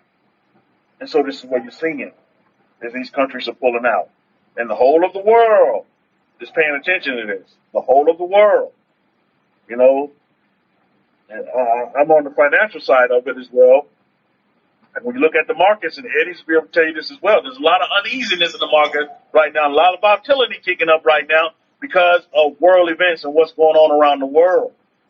You see, and there's a lot of fear because if America say we can't stand up for Afghanistan after we say we would, what about these other countries that say we're going to stand up for? You see what I mean? So, again, for us, Israel, it's about what we say is more important. Your word is your bond. Your word is your bond. Keep your word. Because now there's a lot of people that's like, my sister, my wife's sister lives in Taiwan. And she's like, oh, if they did that to Afghanistan, are they going to bail out on us too? So there's, so again, it's not so much what you say, it's for what you do. It's our actions, Israel, that people are going to look at. And it's our actions that are going to propel us. And it's our actions that is going to be written down in the annals of history. Our actions, things that took place, want to be recorded. And so it's very, very important for us to look at it in the same way. It's in our relationship and establishing our relationships and building our relationships based on what? Sound, right, just, and fair situations. Not trying to one-up, not trying to take advantage of somebody else because you can and because you have the power to do so.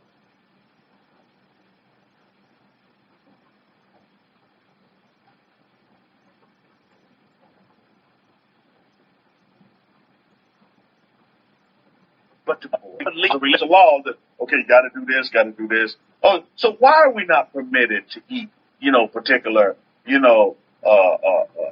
particular foods? It's based on our relationship, on how we're going to care for our body, right? That's why. Because we want to care for our bodies in a particular kind of way. How many of you in this room want to care for your body? I mean, come on now. I'm in a healthy mind and a healthy body continuously. That was my Kohen, and I say that daily. I'm in a healthy mind and healthy body continuously. I am continuously in a healthy mind and healthy body. That's just how I say it. I'm continuously in a healthy mind and healthy body. So if we want to take care of our bodies, then we have to have a good relationship with our body to be able to take care of it. And you know what they say, what you put in is what comes out. So again, we want to establish a good relationship with our body. Here I go. He's running. He's got membership to the gym. He wants to get in shape. He wants to build up some muscle, put some muscle on. Why? It's because he's establishing a good relationship with his body.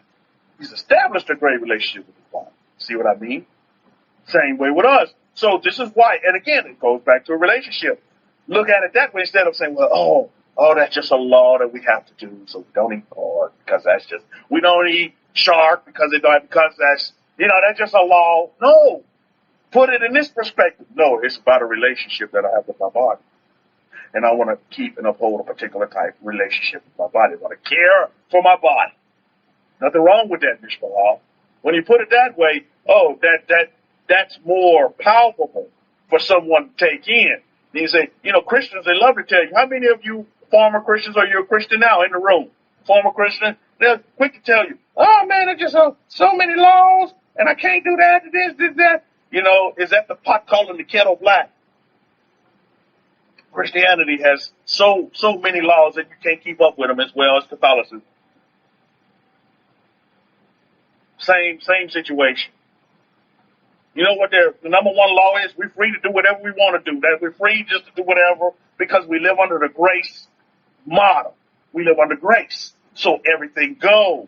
So I can eat all the pork chop sandwiches I want. And I say, hey, God bless you, man. Enjoy your pork chop sandwich. Matter of fact, come on, let's sit down and have a relationship together, and I'll buy you the biggest pork chop sandwich out there. Come on, have a seat. Let's sit down and sup together. You see? While I chow down on my T-bone steak over. You see what I mean? So again, I'm not here to cause division. I'm here to establish a relationship. A positive relationship.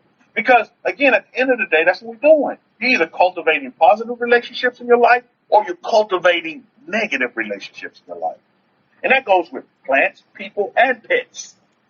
All of the 3 P's. It's very important that we do understand that, Mishpah, as the people of the books. We have a responsibility to live a certain way that's not the way other people live. This is how they're going to be able to tell, wow, your light sure is shining quite brightly over there, sir. Because I don't live the way you do. I don't talk down to my wife. My wife is a queen. I raise her up. I don't shoot her down. Nope, I lift her up. I don't talk negative to her. No, I give her praise. And I honor her. And I respect her. Just as she does with me. Boy, you're talking about harboring some great relationship when it comes to matrimony, right? Hallelujah. We're not here to shame. You read it in this parsha. We're not here to shame a woman. We're not here to put a woman down or embarrass a woman. No, we're here to treat them just right and fair.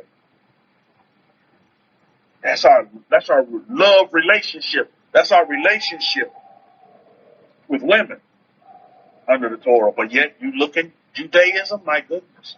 My wife was showing me this video on YouTube about how some of these, Judaism camps treat their women, and she's like, honey, I don't want no part of this. I'm saying, honey, we're not a part of that. I don't want no part of this, honey. Honey, when I get mad, I gotta shave all my hair off. I'm like, oh hell no. I gotta shave all my hair off, and then I gotta wear a wig. I was like, oh hell no, honey. No, honey. See, that's what religion do. It piles more laws. Well, you gotta do this, you can't do this, and you gotta do this, and you can't do that, and blah, blah, blah. And it's just such a rabbit hole that you spend your whole life just trying to climb that mountain to get past that pile of law that you never get on with living your life. And you never get to the point where you say, hey man, enough is enough. This is just not for me. There's got to be more to life than what is being portrayed right now. I'm special. There's more to me than just what they telling me on TV. I'm a man. I'm a woman of color. I might be Caucasian. It doesn't matter. Asian, doesn't matter. Indian, Pakistani, it doesn't matter. You can be and have and do whatever you want to do. My neighbor, I was outside in the garden the other day. My neighbor came to me. He's like, hey, he was looking all spiffy. He said, hey, I got this interview. I got an interview today for this job. I said, you know what I always say? I said it like this. I said, if you want the job, you got the job. If you want the job, you got it. I kept telling him. He said, well, I got this interview. I said, well, look, if you want the job, you got the job. And he kept saying, well, no, if you want the job, you got the job. If you want the job, you got the job. But here I can already hear him making excuses. You can see it. I can hear it in just the way he's talking. He's making excuses on why he's not going to get the job. I told you, hey, look, if you want the job, you got the job. Well, I got the... No, if you want the job, you got the job. Shabbat shalom, Hashem. Shabbat shalom, Hashem. If you want the job, you got the job. People need to hear that. They don't need to hear you get on that same old bandwagon. Oh, I cannot be successful because blah, blah, blah. I'm not going to get the job because I'm much older. Shabbat shalom, Hashem. So this is what you tell them. You infuse positivity in their life. Remember what we said earlier. Is that you need to cultivate positive relationships in your life. Some people don't even know what positivity is because they never tasted it. And I say that in all respects. And I say this too. There's a lot of folks that are ignorant in the world to how to live a positive life. They're ignorant to that fact. And they need to be taught that, how to live a life of positivity and establish and nurture and cultivate positive relations. You see, during Akoi's lecture, did you see what he texted in? He texted in this, Nakshan. He texted in this. He said, karma. He said, what, and I'm paraphrasing. He said, how did you say that, Akoi? He said,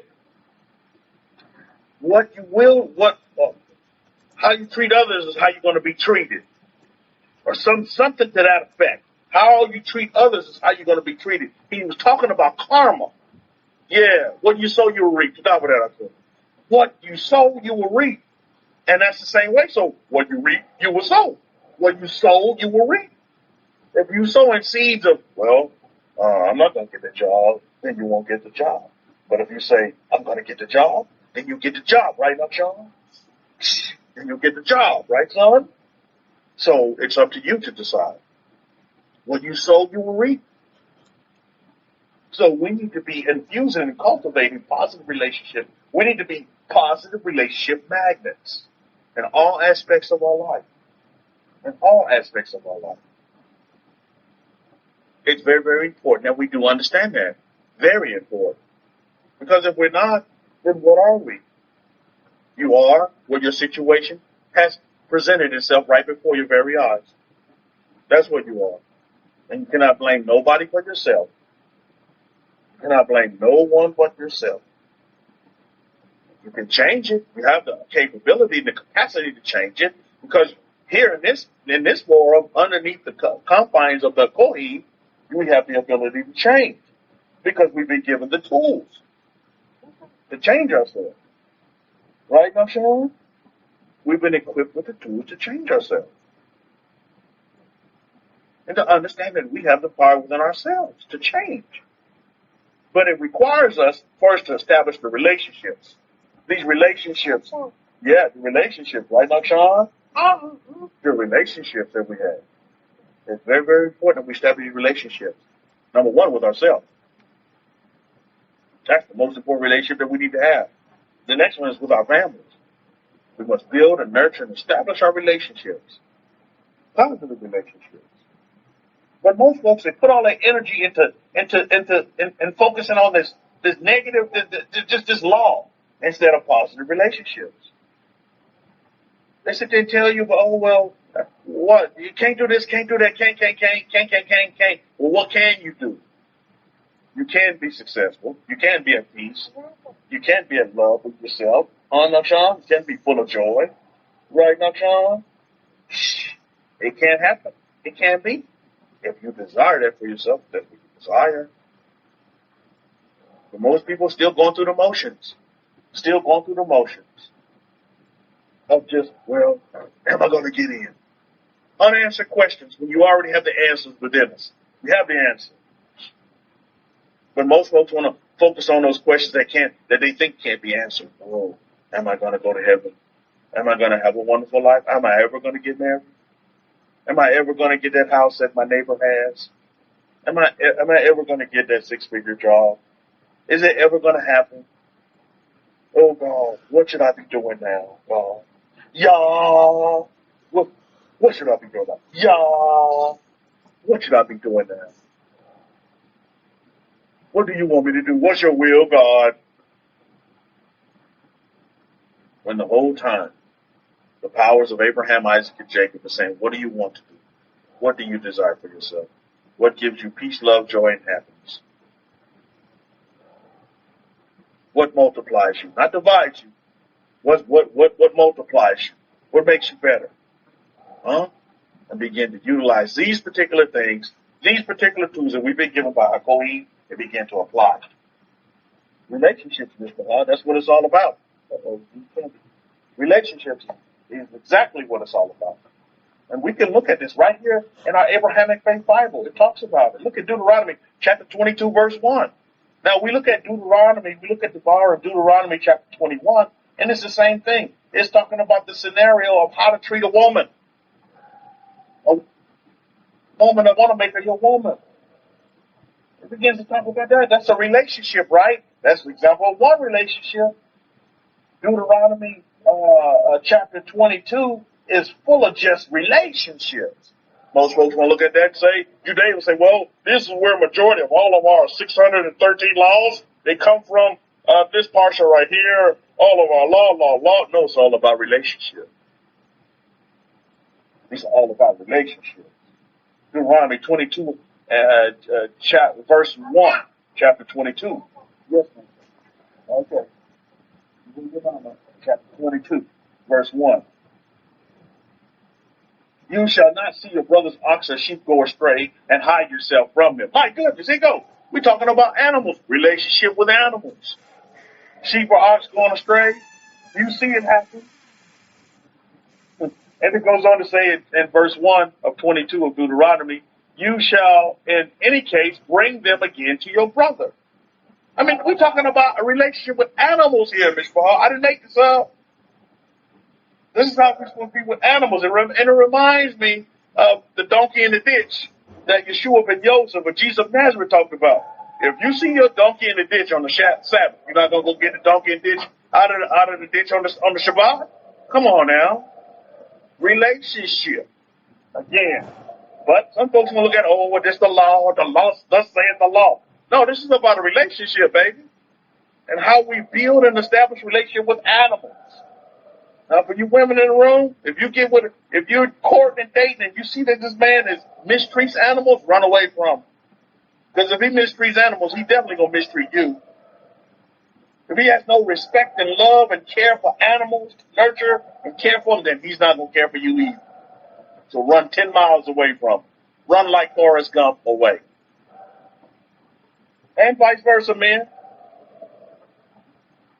Some women, they may be afraid of animals, or scared of your dog, run away. Your dog start barking at this woman, run away. Your dog is getting ready to tell you something. Can't put some claws on that woman, run away from that woman.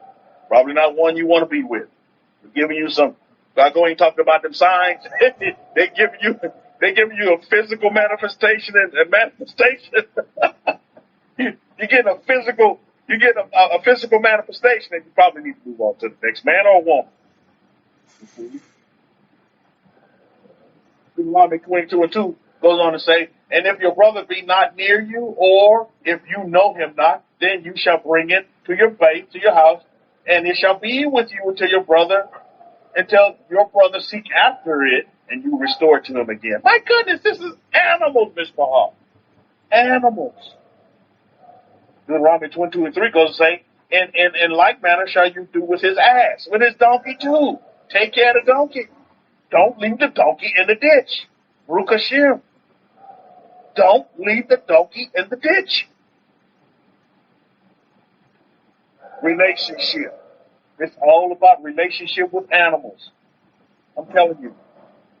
I couldn't even see Pharaoh. Pharaoh is 18 years old. According to the internet and his breed as a rhymer whiner, he's supposed to only live 15 years old. Why is Pharaoh still just a young whippersnapper at 18? Because he's well cared for. Yes, my son. He's well cared for. You see?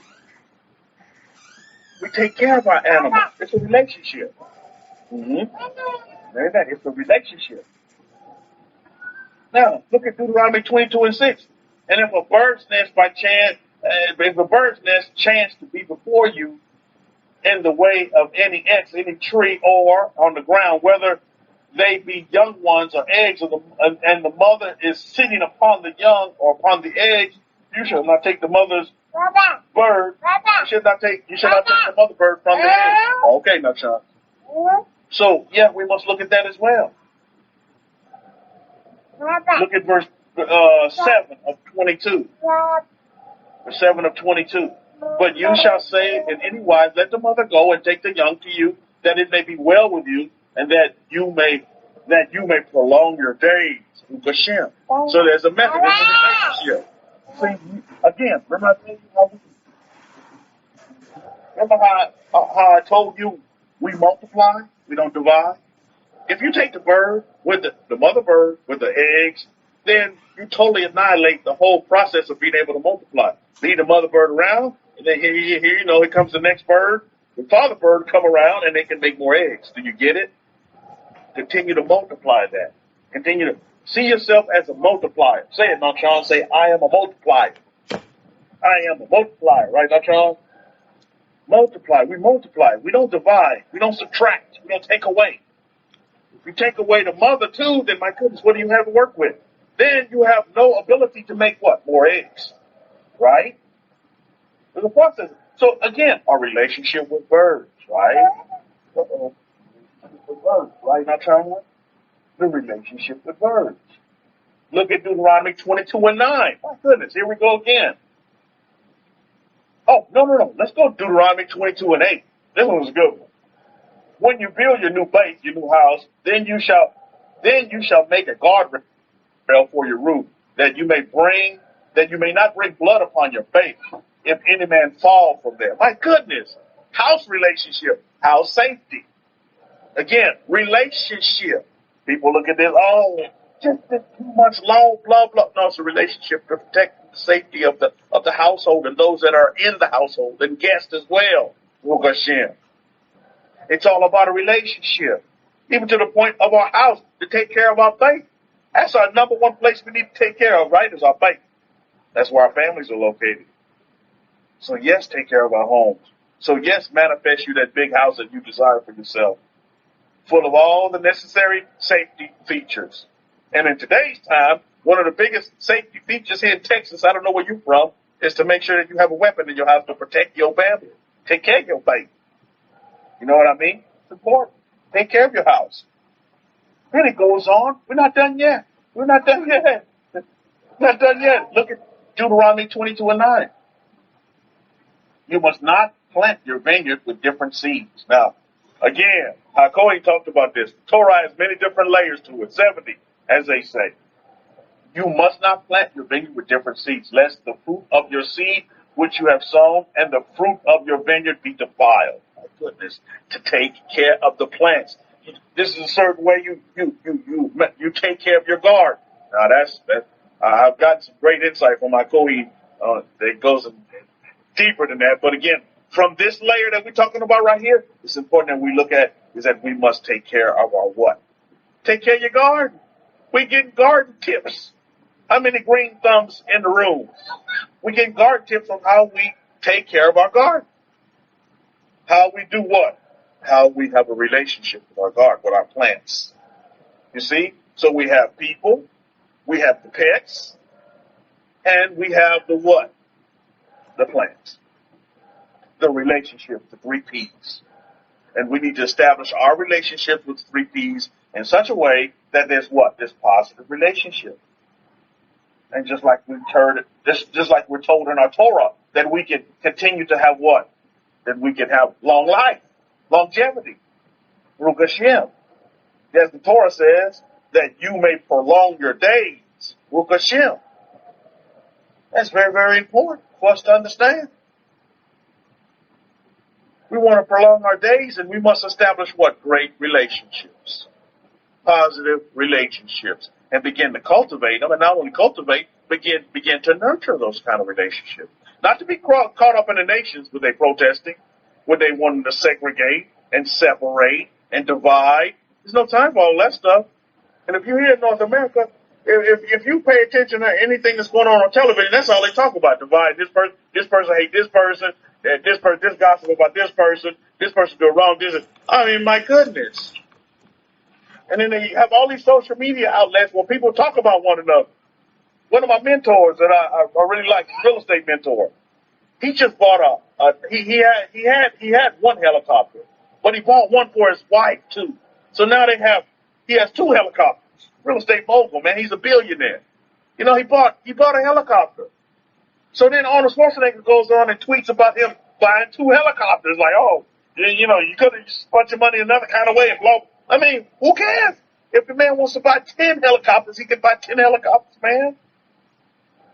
But again, all of these social media, you know, if you're not careful, yeah, it can be used for the positive, but at the same time, it can be used to the negative, to tear people down. Instead of congratulations and being happy for the individual, you're going to tell them, well, why do you need two helicopters? Well, why not? Why not have 4 helicopters? Why do the wealthy have to have a gold faucet, a gold tap? Why?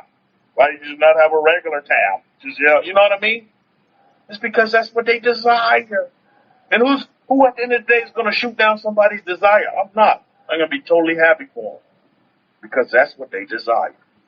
And when you put your energy on tearing down someone because of what they have, what you don't have, then that's to me that's a waste of a life. That's spoiling energy and using it your energy's not serving its full purpose. And so this is just a beautiful. This is our Torah relationship is so beautiful because it's all about establishing positive relationships and how we get on. And as you know, we do get on a little bit different than the nations do, and that's by design, so that they can see that there's a difference in between them and us. And I don't mean that in a haughty type way, but they're just a difference. We treat all people equally and the same, just right and fair. Just don't come in messing with our families, because then you'll get the smackdown. That's one thing you don't do. And we hold near and dear to us as our families. Don't mess with our families, because then you'll get the smackdown. Do not mess with our families, because they are important to us. Very, very important to us. This is one of our biggest relationships that we do have, is establishing our family. Is to go forth, be fruitful, and multiply the earth. Not just with children or wife or wives, but also with multiplying in our businesses, multiplying in our friends and family members and loved ones, multiply relations on top of relations, on top of relations, on top of relations. That's what life is all about in a nutshell. When you want to talk about an exceedingly an abundance of a life, that's what we're looking at. I don't know how many of you desire that life for yourself, but I sure do. I'm cultivating positive relationships daily, continuously. Cultivating positive relationships. Because you know what? You all are affirming great things for yourselves. But you have to guard yourselves against, because we don't care about the how. It's like our queen said, and I'm on board 100%. I don't care about how it's going to come in. You see, when you cultivate those great relationships, you'll be surprised on how that how comes in. Although the how is irrelevant, but you'll be totally surprised on how the how comes in. Why? It's because you continue to cultivate great relationships. And you'll be surprised.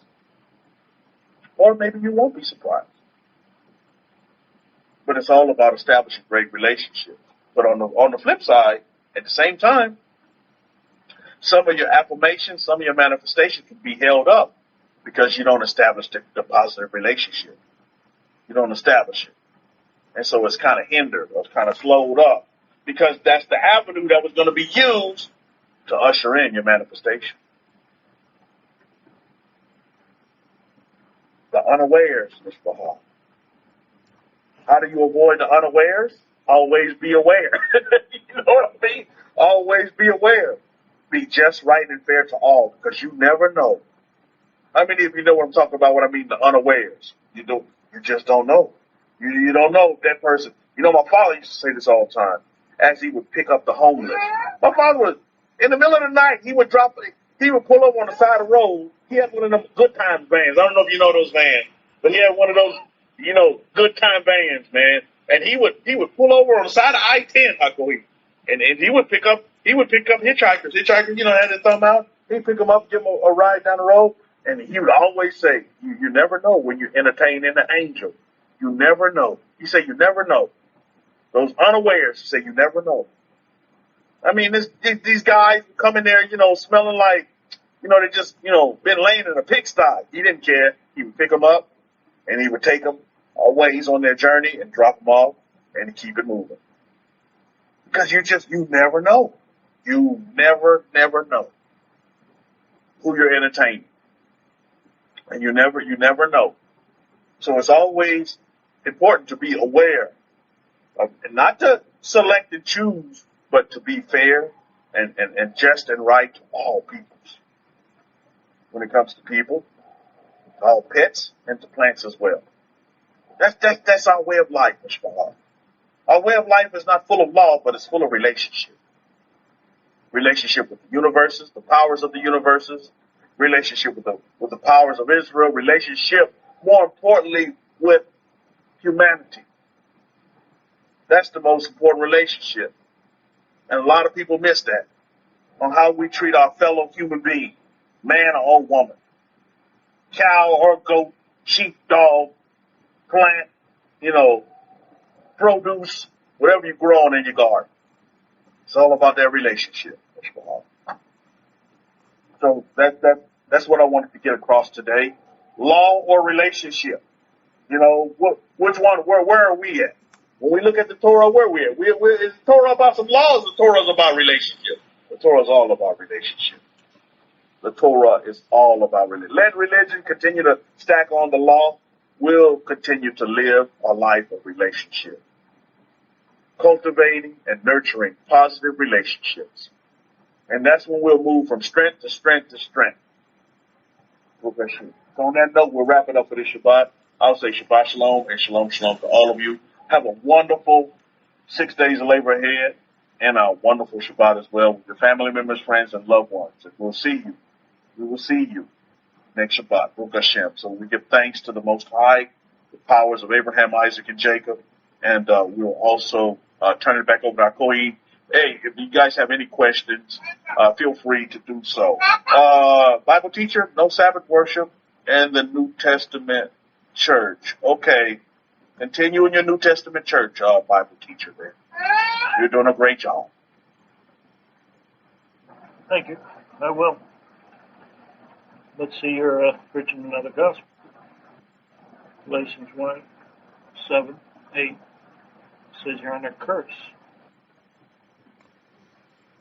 Tada for that, Rabbi Kefa. I think we don't need Bible teachers like this. There's plenty of idiots around these in churches. Find them plenty all over the place. They're stuck with their little monotonic, robotic languages. Poor people. You shouldn't even feel sorry for them anymore. Okay, so we'll probably continue next week. Any questions, concerns, please write to me. You got my email address. Any manifestations, any new testimonies that occur. And there are things in the works, in the pipeline. I will probably speak about those as they happen because, things are happening all the time. But we'll just speak about them at the right time. I think that is the best time to speak about it. And I would probably not say anything right this moment in time. For some people would like to keep their things private, and some people like to tell about it. But I will tell you one thing though. This is interesting. This something came to me. There is somebody that actually affirmed to become taller. Now, we're talking about changes, body changes. So they wanted to become 2 inches taller. I believe they must have been 5'10", and they wanted to be 6 foot. And by the way, they became 6 foot tall by just affirming that they have become 2 inches taller. So this might be something for those of you who feel that you need a little more height, and maybe it's something you want to try. And I can tell you that it works. It has worked for somebody else. Body shapes, if people want to change their body shapes, it works. The law of assumption, the law of the Bible works for body shapes as well. Some women like to get an hourglass figure. Some women like to get a thin waist. Some women like to, augment different parts of their bodies or reduce them. All of that works, by the way. You just got to put the affirmation or the affirmation that you want to work with and continue to work with it. Ramp it up daily, and you will get it. And it does work. So there's nothing impossible. There is nothing impossible for you. Just as for God, when God said, let there be, and so shall it be. So you have the power of God within you, and you can do that too. So it's something to be encouraged about. If you feel that you want to change your hair color, you want to change your eye color, you want to change the way your nose looks, you want to change the way your lips looks, all of that is in the realm of possibility. Height, weight, looks, everything is in the realm of possibility. So just be sure to know what you want and write it down. As I explained before, the best thing to do, like me, I had about 200 affirmations, too many affirmations to cover for everybody else. So the best thing to do is to stick with 5, maybe 5 affirmations, 5 to 6 at most. Write it down and then just record it and listen to it. You don't just have to listen to it at night. You can listen to it all the time if you like. But the more important thing about nighttime is when you switch off. Like, when you are going into rest mode, your brain goes from beta to alpha state. And especially when you wake up in the morning, your brain is in the alpha state. So when you listen at those times, or when you go before the mirror at those times, they are the best times to bring your affirmations quickly. Because you're compressing time, you're speeding up now by speaking it forth continuously. You're ramping it up continuously. You're continuously saying it. And don't feel ashamed. And don't feel embarrassed because you have to say it all the time. Don't feel embarrassed about it because some of you live alone and you should have no problem with it. Some of you live with families and maybe your husband goes out to work and you have time to do that. So again, it is all in the realm of possibility. And if you're in your bathroom mirror and your husband, wife, whatever is watching TV or sitting in the living room, what they're going to say to you? They're going to say nothing to you. You can speak your words. You do. I do. I speak my words. They probably think you're gone crazy for a little bit. But when you come out, you'll be fine. So no worries. This is how you're going to get your manifestations quicker. Continue to say it. Continue to believe it. Continue to do it.